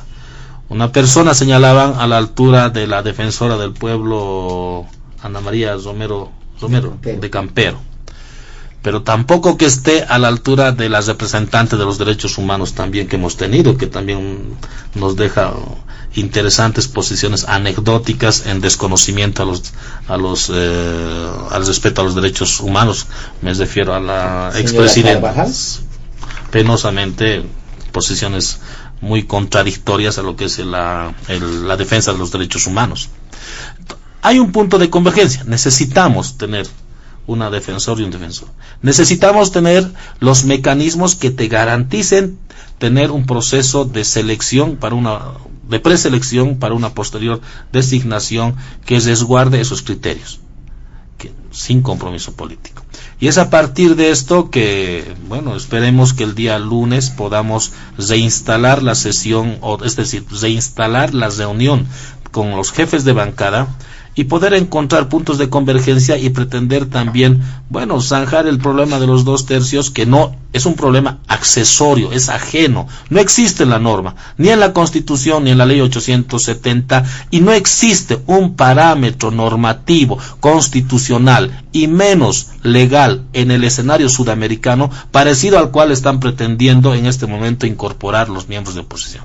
Pero sí estamos rescatando la intención de que tengamos la oportunidad de elegir un defensor a la altura de los requerimientos. Y en consecuencia hemos visto tal vez la posibilidad de incluso ser más exigentes en el artículo 8 del reglamento, que está integrado por 18 requisitos, los últimos 4 fundamentalmente que están limitando la participación de ex candidatos, ex autoridades, ex dirigentes políticos, ex dirigentes sindicales, los últimos que hayan fungido en esas responsabilidades los últimos 8 años antes. Incluso se puede ver la posibilidad de ampliar ese tiempo que se ha señalado en un inicio en el reglamento. En todo caso, es una oportunidad histórica en la cual el movimiento al socialismo, y eso hay que ser muy claros también, en la Asamblea Legislativa Plurinacional, en la Cámara de Diputados, en la Cámara de Senadores, no cuenta con los 2/3. Y es por eso que debemos nosotros esforzarnos por construir los consensos, habida cuenta de que el precepto constitucional en el momento de la designación exige, requiere, obliga a los asambleístas nacionales a que tengamos que arribar a un acuerdo en 2/3. Estamos en ese escenario. Existe un trabajo que se ha desarrollado. Penosamente hemos ido observando que hay un bloque de oposición que rápidamente cambia de opinión en función de los intereses coyunturales, y esto obviamente no le hace bien al proceso de construcción del reglamento, de la convocatoria, y esperemos que sea la siguiente semana la oportunidad en la cual podamos arribar a acuerdos que permitan garantizar el cumplimiento del artículo 2, por ejemplo, de la Ley 870, que habla de la naturaleza de la Defensoría del Pueblo, es decir, una institución que se encargue de la promoción, difusión, defensa de los derechos humanos de los bolivianos y las bolivianas en este caso. Muy bien, muchas gracias, diputado Juan José Jáuregui. ¿Qué dice usted, don Luis Eduardo Siles, en torno a este punto? La posibilidad de contar con una persona idónea para el cargo del defensor o defensora del pueblo, y esto en función del trabajo que se desarrolla en el legislativo. Bueno, yo creo que es un momento sumamente crítico y una decisión sumamente importante la que tienen que tomar los asambleístas, sobre todo en lo difícil que significa a veces concertar, consensuar, ponerse en el lugar del otro, escuchar al otro y tratar de sellar acuerdos. En este momento vivimos un proceso donde la desinstitucionalización del Estado en general ha hecho realmente crisis a nivel de la justicia, a nivel de los fiscales, a nivel de la policía, y esta desinstitucionalización, si hay alguien que puede liderizar el enfrentarla, es cabalmente quien ejerza la función de defensor del pueblo. genéricamente, ¿quién viola los derechos humanos? Los derechos humanos los viola el Estado. ¿Quién, digamos, persigue, investiga, sanciona esas violaciones? Alguien con el sistema de justicia, por supuesto, pero alguien como el Defensor del Pueblo tiene atribuciones especiales para ir tras esos violadores de los derechos humanos. Por lo tanto, sin ser alguien que esté en contra del gobierno o en contra del proyecto político que está en el gobierno, tiene que ser alguien que tenga la capacidad de ser crítico, que tenga la capacidad de ser drástico, que tenga la capacidad de ser crítico hacia lo que se hace en el oficialismo, en el poder. Y esa es la función de la institución del ombudsman, que es una institución de los países nórdicos, es decir, el que verifica que los jueces, que los fiscales, que los policías, que los funcionarios públicos cumplan con su trabajo y cumplan con el trabajo por el cual se les paga. Yo entiendo lo que dice el diputado Jáuregui, y es difícil, o sea, me imagino yo poniéndome en su lugar, lo complicado que es, digamos, esta charla, esta relación, es complicado. Está claro, digamos, de que el Parlamento es una instancia que tiene que ser para hablar, ¿no es cierto? Por eso se llama Parlamento, porque es para hablar, y definitivamente la idea de agarrarse a puñetes, que hayan agresiones físicas, no es una buena idea, deteriora la imagen del Parlamento y no conduce a nada. Necesitamos, como él lo ha dicho, un defensor del pueblo, pero es la única oportunidad que tiene la oposición de ejercer la fuerza que tiene con los 2/3, ya que, recordémoslo, el tema de los 2/3, la señora Copa, antes de irse, lo redujo a su mínima expresión, y una de esas partes de esa mínima expresión es cabalmente el voto para elegir al defensor del pueblo. Entonces, es de esperar pues que logren un trabajo de consenso, porque si bien el reglamento no tiene que ser aprobado por 2/3, solo por mayoría simple, pero eso es el mínimo, ¿no es cierto? Si hay un acuerdo político, puede ser aprobado por 2/3. Si hay un acuerdo político, puede ser aprobado por ¿cómo se llama? Por unanimidad. Entonces, eso es producto de cuando hay un acuerdo, ¿no es cierto? Producto cuando hay la voluntad. Y eso es una cosa que ambas partes tienen que mostrar desde el principio. La acusación de la oposición es de que mediante el reglamento, digamos, el oficialismo pretende limitar las opciones de otros candidatos que no sean los que favorecen. Es decir, que mediante el reglamento se complica la vida de quienes no entran en el tipo de candidato que el oficialismo quiere. Esa es la acusación de la oposición. Yo insisto, en las guerras como la que hablamos al principio, o en simplemente los conflictos del día a día que ocurren en todas las sociedades, mucho hace al desarme espiritual que puedan tener los actores en conflicto, a la actitud que puedan tener. Y me permito yo humildemente exhortar a que en este caso haya de ambos lados la voluntad de entrar en un proceso de desarme espiritual para encontrar una transacción, un acuerdo donde ninguno esté feliz, pero que todos consideren que el acuerdo es aceptable para aprobarlo, que es mínimamente aceptable. Esa es, digamos, la definición de un acuerdo, y se puede dar si la gente habla, si la gente se sienta a dialogar. Pero si hay permanentemente la continuidad a la retórica de descalificación del otro, de insultos recíprocos, de echarle la culpa a cosas que han pasado antes, que no he escuchado en esta intervención del diputado Jáuregui, y por eso lo saludo.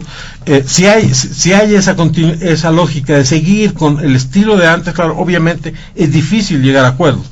Pero yo creo que aquí tiene que haber una oportunidad para ese acuerdo, y yo espero de todo corazón que lo logren. Yo recuerdo el 2006, faltaban 3 senadores para que el MAS tuviera los 2/3, y decidí movilizar a centenares de personas para que rodeen el Parlamento y amedrenten a los 3 senadores que hacían la diferencia. Muchas cosas han pasado desde entonces, y ahora no tiene que ser por el lado del amedrentamiento, tiene que ser por el lado de la negociación, del diálogo. Difícil, pero yo creo que es una obligación hacerlo hasta encontrar una solución. Muy bien, muchas gracias, don Luis Eduardo Siles. Para hacer referencia a este tema también, don Marcelo Silva, ¿qué elementos destacar? Ahora, sabe, es necesario también resaltar un elemento, y sería bueno su contribución. Todos coinciden oficialistas y opositores. Usted ha podido escuchar, el propio diputado Jáuregui decía, resalta el nombre de Ana María Romero de Campero. Desde el MAS se habla de ella, desde la oposición se habla de ella. Es decir, es un elemento coincidente interesante. ¿Dónde está la otra Ana María Romero de Campero que puede generar consensos realmente en esta oportunidad? Porque la Constitución establece, como lo ha mencionado el propio diputado Jáuregui, 2/3, ¿no es cierto?, para la designación de la nueva autoridad. Incluso puede prescindirse en determinado momento de todos los pasos previos. ¿Será posible encontrar definitivamente a esa Ana María Romero de Campero que pueda viabilizar incluso de manera rápida y se podría llegar incluso a un voto unánime? ¿Qué dice usted? Es muy difícil, es muy compleja esa pregunta, José Luis, por una razón básica. Creo que no solamente doña Ana María pasa a la historia, a la memoria colectiva por los grandes rasgos de su personalidad, ¿no? Es decir, nunca fue condescendiente con el poder, y no a lo largo de su ejercicio en la Defensoría del Pueblo como periodista, ¿no? Recordemos el trabajo en el periódico Presencia. No, siempre fue insolente ante el poder, no le tuvo miedo. Pero una de las cosas que yo rescato, juntamente con los que ya en su mayoría casi han fallecido, ex vocales del órgano en ese entonces la Corte Nacional Electoral, la Corte de los Notables, ya casi todos nos han dejado, don Iván Guzmán de Rojas, don Jorge Lazarte, don Huáscar Cajías, ¿no?, que ya se fueron. Más allá de los rasgos importantes de la personalidad, creo que el gran legado es de que han tratado de construir institucionalidad. Si uno ve lo que hizo Ana María Romero de Campero en la Defensoría del Pueblo y la analiza de manera muy específica, se va a dar cuenta que básicamente esa es la institucionalidad que luego han heredado todos los defensores del pueblo que han venido. O sea, a ver, vamos por partes. Es decir, no, la Defensoría del Pueblo no le sirvió a doña Anita para que brillara con luces propias, ya las tenía. Entonces lo que quiso hacer ella es construir institucionalidad, ¿no? Y le dio a la Defensoría una característica, la estructuró de forma institucional, vinieron consultores, vinieron expertos, asesoramiento nacional, y si vemos, pese a que los defensores del pueblo que vinieron después la fueron desmantelando, cada uno le metió su toque, etcétera, etcétera, esa institucional es la básica. Es igual que el órgano electoral. Si nosotros vemos lo que hicieron estos señores, que fueron los notables, ellos prácticamente le han heredado hoy día al órgano electoral todavía las bases de lo que sigue siendo el trabajo del órgano. No hemos visto una innovación mayúscula, es decir, trataron de construir institucionalidad. Ese es el elemento central, es decir, que en la próxima, o sea, tenemos que elegir a alguien que sea capaz no solamente de brillar por sus luces propias, sino que deje como legado la institucionalidad, y la próxima vez, de aquí a 6 años, la Asamblea Legislativa tenga menos trabajo en escoger minuciosamente, porque hay una institución, y la institución regula a las personas. Es decir, en un Estado de Derecho las instituciones tienen que estar encima de las personas, no las personas encima de las instituciones. Esto es algo importante. Desgraciadamente, la historia de la Defensoría del Pueblo ha sido inversa, ¿no? Es decir, se ha tratado de construir institucionalidad y lo que se ha hecho es matar esa institucionalidad. Hay una señora, una periodista, no voy a hacer referencia al nombre, que en estos últimos días ha tratado de mostrar lo que ha quedado realmente la Defensoría del Pueblo, y es pues no escombros de lo que puede llamarse una institución. O sea, no pareciera, ¿no?, según lo que hemos visto en las redes sociales, etcétera. No voy a hacer juicio de valor porque no conozco esa institución internamente. Ese es el gran desafío, ¿no? Entonces esa es una primera consideración. Vamos a tener que escoger no solamente a alguien valiente, alguien con ciertos dotes personales, sino también a alguien que tenga una visión de construir institucionalidad, y eso es más difícil todavía, ¿no?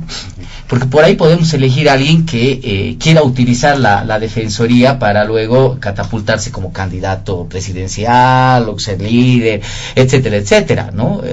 Lo hemos visto en algún momento, ¿no? Y eso no debería ser, por supuesto, el uso de la Defensoría. Pero hay, ¿no, Marcelo? En el país. Varias Ana María Romeros de Campero, quizás varones. Existe gente, por supuesto que existen perfiles, existe gente que es muy interesante en ese sentido. No solamente con un conocimiento prolijo de la temática de derechos humanos, sino con una trayectoria.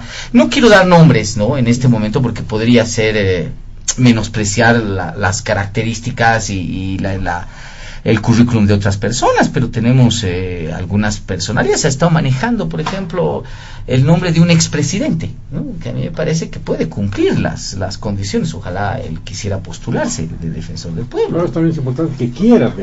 Ese es otro tema, ¿no?, que ha tenido un papel muy interesante, ¿no?, que nunca ha sido marcado ni de aquí ni de allá, ha tenido un posicionamiento. Me voy a reservar el nombre. No es ni Carlos Mesa, ni Tuto Quiroga, ni nada, ¿verdad? Pero sabemos quién es ese, ¿verdad? Ya sabemos quién es. Por ejemplo, a mí me parece muy interesante, ¿no?, en el ámbito de que podría ser. Ahora, la segunda consideración es esta misma lógica, es decir, a ver, realmente ahí el poder político, el MAS, está jugando algo definitivamente importante, porque el defensor del pueblo no es un ser asexuado, ¿no?, que no tiene que debe tener una independencia prolija política. No, la Defensoría del Pueblo ha estado para pedirle que rinda cuenta sobre el derecho humano, principalmente al aparato del poder político, a las instancias burocráticas. O sea, realmente, vuelvo a este término de doña Ana María, ¿no?, irreverente con el poder, pues. El defensor del pueblo tiene que decir: ministro, quiero que me dé un informe inmediatamente. Además, la Constitución establece, ¿verdad?, que tiene las facultades del defensor del pueblo de que si ese ministro no le responde, vaya hasta las últimas consecuencias, hasta buscar su destitución. Eso dice la Constitución Política del Estado, o me estoy inventando. Tenemos que tener un defensor del pueblo que sea capaz de entrar a las cárceles el rato que le dé la gana. Que aquí, que el comisionado, que la autoridad, que el ministro, vaya a hacer cuerno. Yo soy el defensor del pueblo y voy a entrar ahorita donde me da la gana y quiero ver en sitio cómo está el tema del tratamiento de los derechos humanos acá. No tengo que pedir permiso a nadie. ¡Ah, caramba! ¿No? O sea, claro, la Defensoría del Pueblo tiene esas atribuciones. Por favor, no me estoy inventando, ¿no?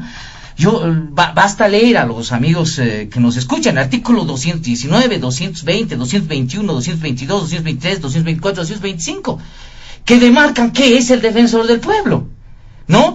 Y ahí lo dice claramente, ¿no? La función de la Defensoría es alcanzar la actividad administrativa de todo el sector público y a la actividad de las instituciones privadas que presten servicios públicos. Tiene que ser un insolente con el poder, no puede ser un nunco. O sea, sencillo, ¿no? Tiene que tener esa personalidad. ¿Contra quién? O sea, si el defensor del pueblo va a ser un funcionario administrativo más, pues no tiene sentido, no, ya le ha quitado su esencia, le ha quitado su ajayo a la Defensoría del Pueblo. Es alguien que tiene que pedir que se rindan cuentas. El tercer elemento es las connotaciones políticas, ¿no? Aquí el vicepresidente se está jugando cartas mayores, ¿no? Porque él es el encargado, en base discursiva y además por el perfil que tiene el vicepresidente, de salir de la burbuja de la estructura del MAS y empezar a construir alianzas fuera. Es así nomás, ¿no? Creo que es la persona indicada. Creo que con David Choquehuanca es la persona indicada, puede ser un gran interlocutor, y si tiene éxito en la elección de la Defensoría del Pueblo, va a tener todavía un crecimiento mayor en estas pugnas de fraccionamientos internos que existen dentro del movimiento socialismo. Porque realmente ahí veremos a un articulador político que no sea capaz de manejar los problemas internos, porque eso es lo que fue el MAS durante los 14 años de Evo Morales, ¿no? Alguien que regule los problemas internos, las fricciones internas. No, ahora no hay los 2/3. Por lo tanto, hay que salir a charlar con los otros, hay que salir a negociar con los otros, hay que salir a pactar con los otros, hay que salir a buscar consensos, ¿no? Y eso es una tarea difícil, pero también es una gran capacidad de ganancia. Es una gran capacidad de ganancia política, porque creo que eso es lo que quiere el país. Quiere personas que se conviertan en articuladores de diferentes puntos de vista, de diferentes posiciones políticas, para lograr fines políticos. Esa es la política, pues, ¿no? la consecución de objetivos mayores que beneficien a todos en función de acuerdos políticos, pactos, etcétera, etcétera. Y eso es lo que ahora se requiere y se necesita.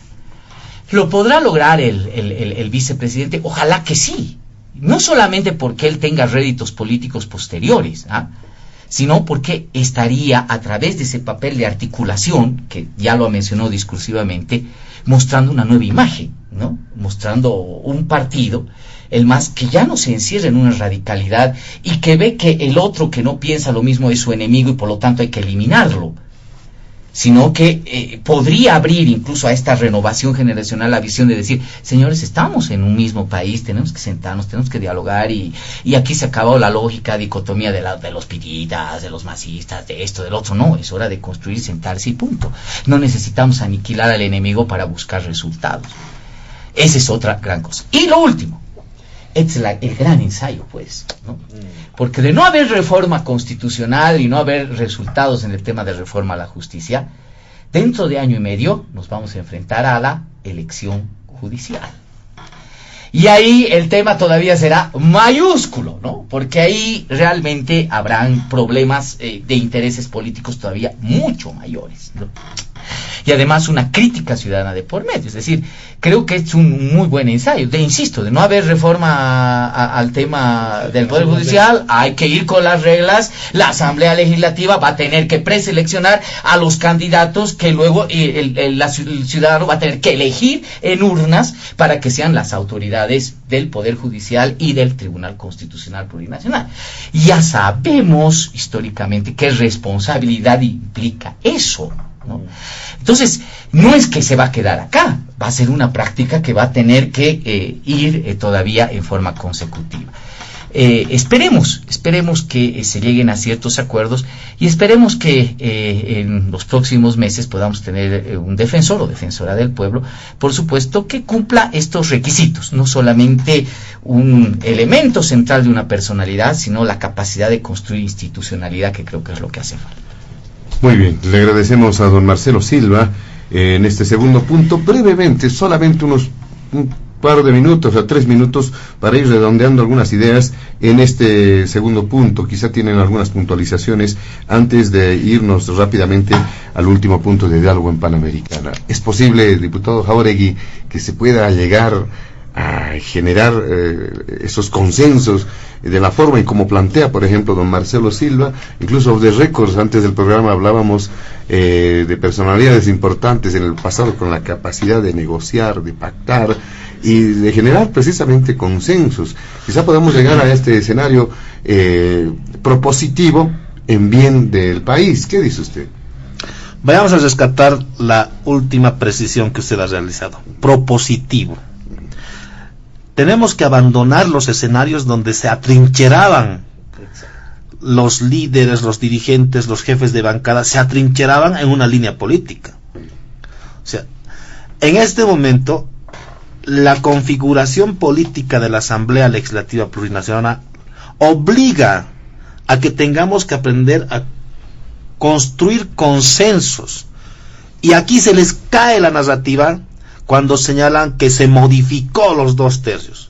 Vea usted, los 2/3 constitucionalizados para el tema del defensor del pueblo, para la configuración de las ternas para el proceso electoral de las autoridades judiciales, está incólume, está intacto, no se tocó un punto de los 2/3 que están constitucionalizados. Y lo que estamos haciendo simplemente es cumplir la Constitución. Porque no se olvide usted que la Constitución Política del Estado también como mandato, en el artículo 108, ¿qué es lo que señala como deber de los bolivianos y las bolivianas? Cumplir la Constitución y las leyes. Y cuando iniciamos el trabajo de la Comisión Mixta de Constitución y empezamos a configurar y ajustar estos criterios del proyecto de reglamento que presentó el Movimiento al Socialismo y del proyecto de reglamento que presentó la bancada de Comunidad Ciudadana, no teníamos otra cosa que ajustar nuestra conducta a la normativa en vigencia. Y la normativa en vigencia para el trabajo de la Comisión Mixta, conforme la ley 870, el artículo 9, parágrafo 3, no exige 2/3. Es que ahí ya viene el componente tendencioso, oculto, de hacer aparecer faltando 5 minutos un proyecto de ley y señalar que siempre estuvieron preocupados por la modificación de la 870, y es por eso que presentaron en su momento una modificación en la gestión 2021, es decir, el año pasado. Revisamos los contenidos y resulta que nunca hablaron de los 2/3. Penosamente, ese tipo de conductas pueden ir minando el arribo a consensos. Es que tenemos que ser absolutamente sensatos y sinceros con nuestra conducta como autoridades. El pueblo está observando, está haciendo seguimiento. Hoy en día las redes sociales hacen que la información sea mucho más rápida que antes. Y en apego a la verdad, y pretendiendo aclarar algunas aseveraciones de nuestro amigo Eduardo Siles, por ejemplo, nunca se cambió el tema de 2/3 para la designación del defensor del pueblo. Ese en este momento es el reto que tenemos en la Asamblea Legislativa Plurinacional. El construir los 2/3, pero no en función de las posiciones políticas. Creemos nosotros que se va a poder construir consensos en función de los postulantes que se presenten. Porque en este momento estamos haciendo abstracciones de la realidad. No sabemos siquiera qué personas se van a presentar y ya nos estamos atrincherando en posiciones. Existen mucho más mecanismos que hablar de los 2/3 para garantizar la independencia de los ciudadanos. Incluso podemos abrir la posibilidad de que no sean solamente 18 los mecanismos o requisitos para poder garantizar la independencia del futuro boliviano que se va a hacer cargo de la Defensoría del Pueblo. Podemos incrementar incluso los requisitos para que podamos garantizar que esa persona realmente sea idónea. Y penosamente pareciera que estamos ingresando a un escenario de usar los 2/3 como un mecanismo de control interno político y hasta de chantaje en algunas ocasiones para dilatar algunos trámites y algunas responsabilidades que tenemos en la Asamblea Legislativa. Esperemos que no suceda esto, hacemos votos porque sea esta la semana donde podamos darle una muestra al pueblo boliviano de madurez política y de no estar haciendo aparecer faltando 5 minutos proyectos de ley express que sacan de la manga cual si fueran magos. Muy bien, muchas gracias, diputado Jauregui. Usted también, don Luis Eduardo Siles, ¿será posible generar esos consensos desde este punto de vista propositivo, encontrar a esa Ana María Romero de Campero u otra persona con esas características, con ese perfil, para de alguna forma observar con ojos positivos hacia futuro lo que podría ocurrir con este tema del defensor del pueblo? Bueno, coincido con lo que dice el diputado Jauregui en sentido que los 2/3 no se modificó para la elección del defensor del pueblo, estamos de acuerdo, pero sí se modificó para 11 otras decisiones. Esto se hizo el 27 de octubre de 2020. No, pero entre las cuales nada vinculado a la Defensoría del Pueblo. Nada vinculado a la Defensoría del Pueblo, pero sí se cambió, por ejemplo, para la ratificación de embajadores, para la ratificación de los ascensos de militares y policías, para 11 decisiones. El 27 de octubre de 2020, cuando ya se estaba yendo un día antes, hicieron ese cambio. Bueno, eso queda para la historia.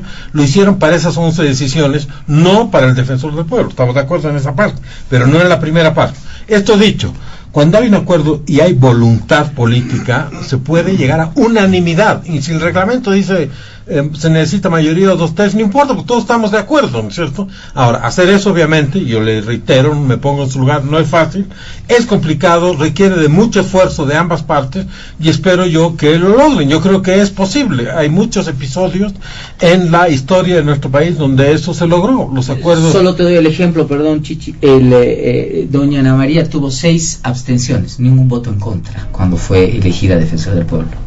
O sea, prácticamente por unanimidad fue elegida en el Congreso. Pero es en función de la persona, los consensos, claro, no en función de posiciones políticas. Claro, pero sigue Chichi, ¿no? No, o sea, eso es posible, estamos de Es acuerdo posible, que es decir, posible. solo 6 votos blancos, yo Y recuerdo eso, muy bien. la persona me parece más importante que lo que dice el reglamento Es en en sus función de la detalles. persona, los consensos. En la persona, no es los requisitos. ¿No es cierto?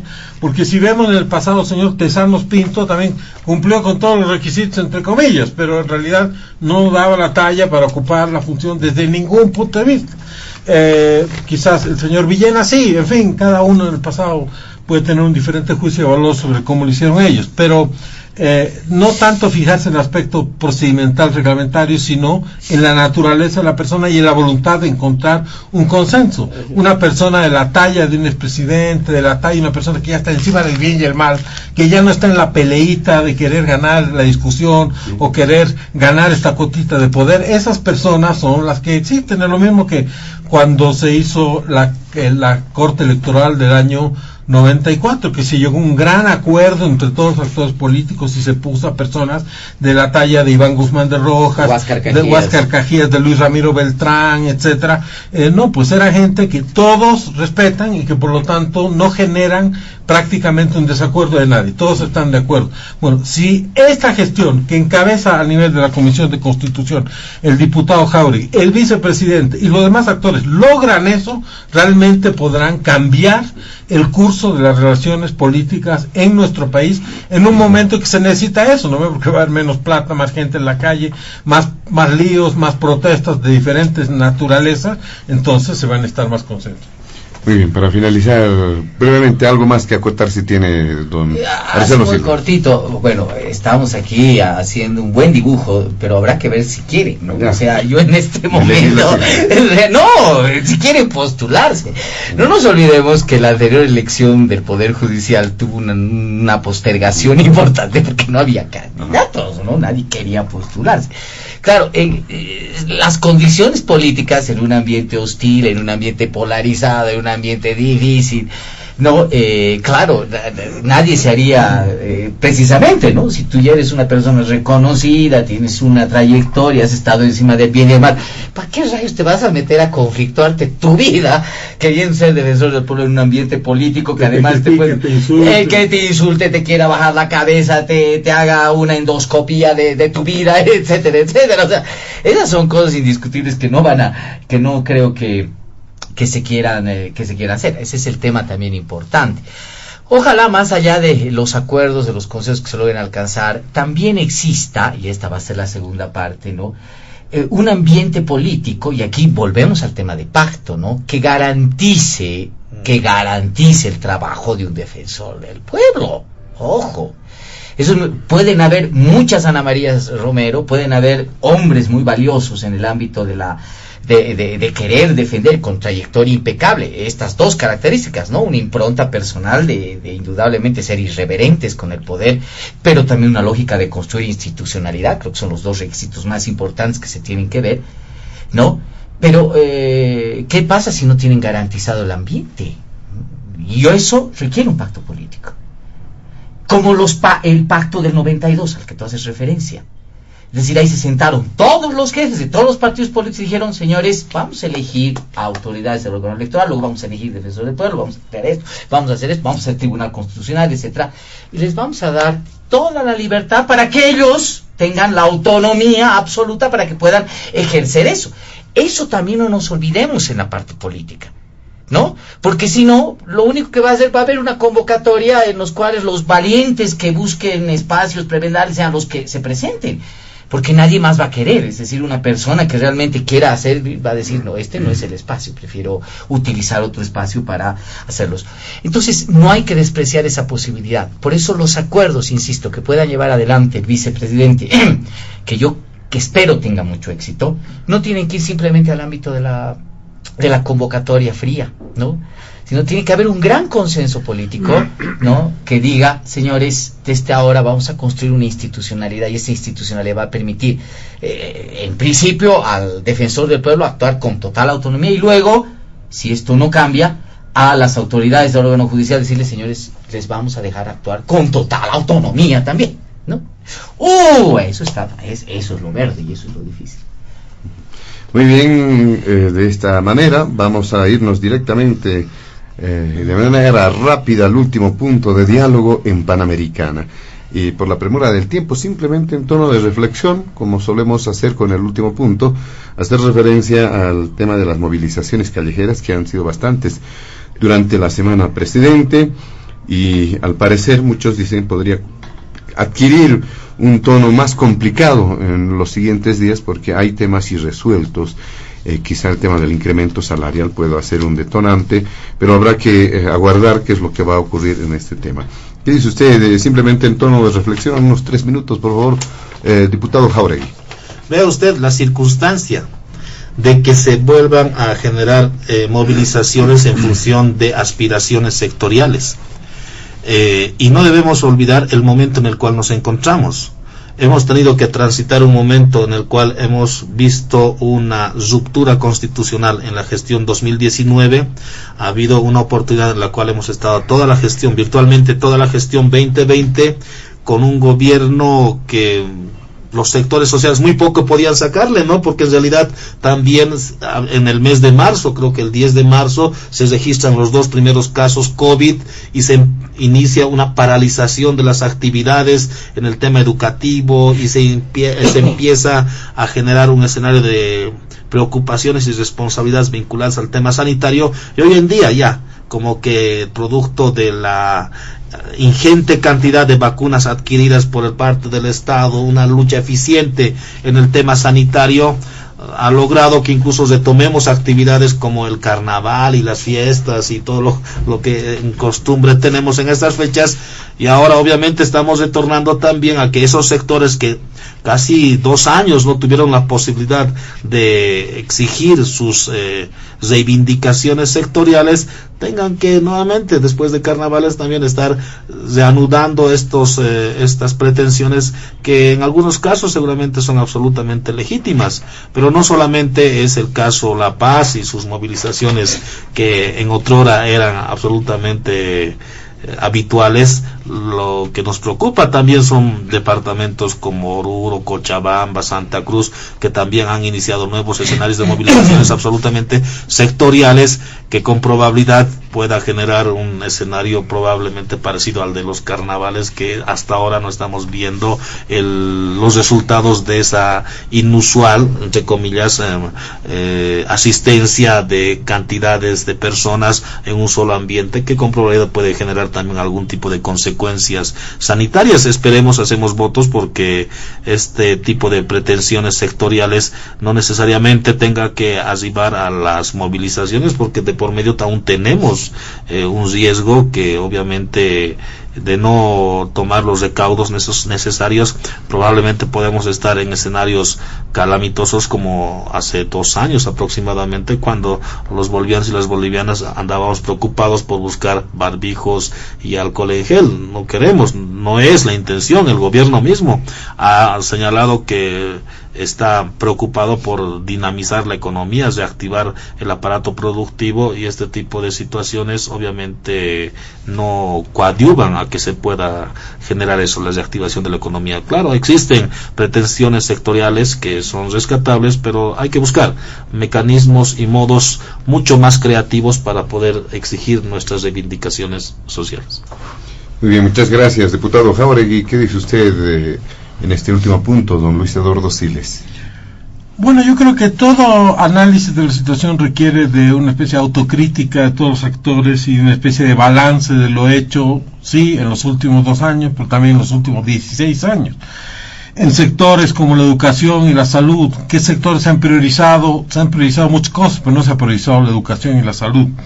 Efectivamente hemos vuelto al carnaval, me parece muy bien, pero las clases recién en algunos lugares están empezando a volverse totalmente presenciales. O sea, hemos vuelto al carnaval antes que a las elecciones, a las clases presenciales. Y esto es para preocuparse desde el punto de vista de lo que significa, ¿no? O sea, tenemos que priorizar la educación de los jóvenes de Bolivia de todo nivel, porque esa es la única forma de asegurarse el futuro.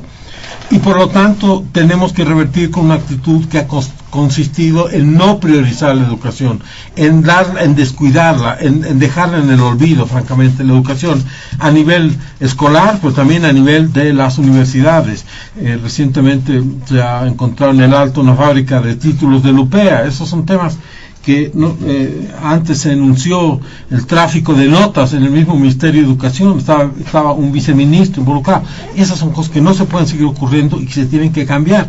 Y obviamente la lección de la pandemia en la educación es que cada joven en este país, empezando por los más humildes, tiene que tener pues una tablet, un celular desde donde poder conectarse. Hay que cambiar las prioridades en el sentido de que hay que construir aulas, pero junto con construir aulas hay que tener medios de comunicación digital para que se puedan conectar los jóvenes y entrar en el nuevo mundo en el que vivimos hoy. Pero más allá de eso, los que también están en la calle, o las que también están en la calle, son las víctimas del sistema de justicia, y ahí hay un desafío sumamente grande. O sea, Bolivia es un Estado fallido si es medido por el lado de la justicia, y de las cosas que hemos estado viendo últimamente, que todos se sorprenden de que hayan personas condenadas a 30 años sin derecho indulto que puedan ser liberados y que estén caminando en las calles cometiendo nuevos crímenes. Por Dios, realmente esto es surrealista. No conozco yo de otros países donde semejantes cosas ocurran. Eso tiene que cambiar, y por lo tanto se tiene que hacer una priorización de este tema, una revolución en el sistema de justicia. Eso pasa por el diálogo y la concertación, o sea, pasa por lo que dijo nuestro amigo Silva, es decir, renunciar a tener la manipulación política de la justicia, darle la autonomía para que tengan que hacer lo que tienen que hacer. Pero esto significa un tema de recursos, de valores, de castigos, pero también de premios, en fin, son muchos temas que hay que ir viendo: justicia, educación, salud, mujeres, en un contexto de crisis económica, porque ojo, no había estado tan blindado el modelo, ¿cierto? No había habido tantos recursos como se creía que iba a haber, y hay ya una situación de crisis económica que tiene que ser enfrentada urgentemente, porque afecta a todos, a los empresarios como a la gente que está vendiendo cosas en la calle, que ya ni vende, porque hay muchos de ellos sufriendo de una situación de informalidad. Para finalizar, don Marcelo Silva. A ver, yo quiero hacer rápidamente un pequeño análisis sobre lo que está sucediendo en el tema de las calles, ¿no? Tal como la pregunta de usted, José Luis, matizaba, ¿no? Reflexión sobre las movilizaciones callejeras de los últimos días, ¿no? Y sus perspectivas. Hay que entender indiscutiblemente que hay que establecer una tipología, ¿no? No todas las movilizaciones son iguales, no todas buscan un fin, son absolutamente distintas, ¿no? Bolivia tiene un alto grado de movilizaciones, ¿no? Sociales, constantes. Y podemos establecer tres tipos de tipologías. Vamos a la primera: movilizaciones sociales sectoriales.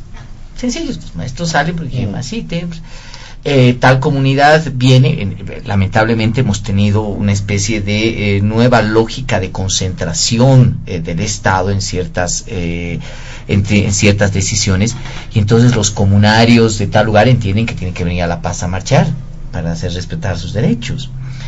Los gremiales quieren algo, los choferes también en su momento, es decir, sectoriales que siempre han existido, ¿no? Es decir, incluso en la gestión del expresidente Morales, siempre han existido, ¿verdad? Y que son movilizaciones que van en función de temas de reivindicación específica para su sector. Una vez que se puede resolver esa reivindicación, esas movilizaciones desaparecen. Y no significan más, ¿no? O sea, no significan desacomodos políticos, deslealtades políticas, no, es decir, es la lógica sectorial del país, ¿no? Es decir, porque los transportistas no marchen ahora no es que han dejado de ser socios del gobierno, claro. No es porque los gremiales marchen hoy día no dejan de ser enemigos si son ¿verdad? Es decir, existe esa normalidad, ¿no? Claro. La segunda son de características políticas, ¿no? Y ahí también son entendibles y tienen su alcance, ¿no? Su límite. Ahí tiene usted movilizaciones de los comités cívicos, de algunas organizaciones, plataformas sociales, plataformas ciudadanas que convocan, salen a las calles, ¿verdad? Tienen éxito, tienen relativo éxito, etcétera, y que siempre vemos en una función de ergometría. En la política siempre tienes que estar midiendo, haciendo ejercicio, ¿no? No puedes dejar dormirse a tus bases, ni dejar de desaparecer en el ejercicio de las movilizaciones, eso jamás se puede hacer. Entonces tienes que ver la manera en cuánto tiempo puedes sacar a la calle, medir cómo está tu fuerza, tu capacidad de convocatoria, etcétera, etcétera, y eso también vale. Pero hay una tercera, que me parece que va a ser interesante, bien interesante. Y habrá que medirla. No creo que sea inmediata, probablemente en los próximos 2 años. A mi criterio hay un partido político en este país que manda las directrices políticas, es el Movimiento al Socialismo. No me preocupo mucho de los demás partidos políticos, honestamente. Y pienso que tiene todo el chance incluso de no tener inconvenientes de reproducir el poder del 25. Bajo esa lógica, obviamente hay disputas que ya no se pueden ocultar internamente dentro del Movimiento al Socialismo, ¿no? No se pueden ocultar. Y al final, más allá de los acuerdos, los pactos o la guerra fría que pueda haber en algún momento entre las diferentes facciones, en algún momento se tiene que elegir candidato. Eso dice, ¿no? El 25 va a tener que ir un candidato del MAS. Uno a presidente y otro a vicepresidente, ¿no? Vamos a ver, ¿no? Si es que estas facciones que hoy día están en disputa son capaces también de crear algún tipo de movilizaciones, ¿no? En función de estas pugnas internas, ¿no? Yo creo que no en lo inmediato, es muy pronto. Pero fíjense nomás esto. Si obedecemos lo que dice la ley, la normativa electoral, el 2024, todos los partidos políticos tienen la obligación de hacer elecciones internas para elegir a sus candidatos entre sus militantes. A ver, en este momento le pongamos esa situación al Movimiento al Socialismo. A mí me parecería excelente, brillante, porque caramba, por lo menos tendríamos 3 o 4 candidatos a la interna. Un gran ejercicio democrático, sin duda alguna, pero iría. No como la anterior vez, ¿verdad? Donde ya estaba predestinado quién iba a ir, no. Ahora, esa situación, imagínense, tiene que irse carburando, laburando, como se diría en el lenguaje popular, ya en los próximos meses, en los próximos años, ¿no? El momento en el quién va a ser el candidato del Movimiento Socialismo. Eso generará también algún tipo de movilizaciones sociales, del uso de la calle, de ciertas marchas, contramarchas, no lo sé, pero es una posibilidad también. Y cierro con esto. No nos olvidemos que, por ejemplo, en las leyes fallidas que trató de establecer la Asamblea Legislativa en los meses anteriores, los que tiraron esas elecciones no fueron la oposición, fueron los sectores sociales afines al movimiento al socialismo. Sin ellos, esas leyes no se hubiesen quedado en la congeladora, no se hubiesen dado marcha atrás, etcétera. ¿Se utilizará esto políticamente? La pregunta la dejo en el aire, simplemente como reflexión. Muy bien, y está precisamente en el oyente reflexionar acerca de estos criterios que van surgiendo en Diálogo en Panamericana. Cerramos de esta manera el programa, amigos de todo el país. Finalizamos con todos los puntos que hemos abordado en el programa. Agradecemos la presencia de nuestros invitados especiales de este fin de semana. Al presidente de la Comisión de Constitución de la Cámara de Diputados, al diputado Juan José Jáuregui, al exdiputado jefe del MNR, don Luis Eduardo Siles, y también al politólogo Marcelo Silva. A nombre de la dirección de Panamericana, la planta ejecutiva, y de quien les habla José Luis Flores, el compromiso de que el programa retorna el siguiente fin de semana. Permiso. Diálogo en Panamericana.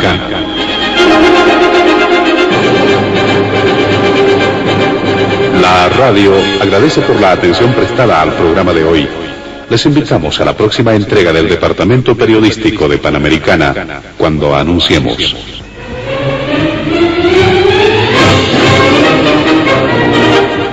Diálogo en Panamericana.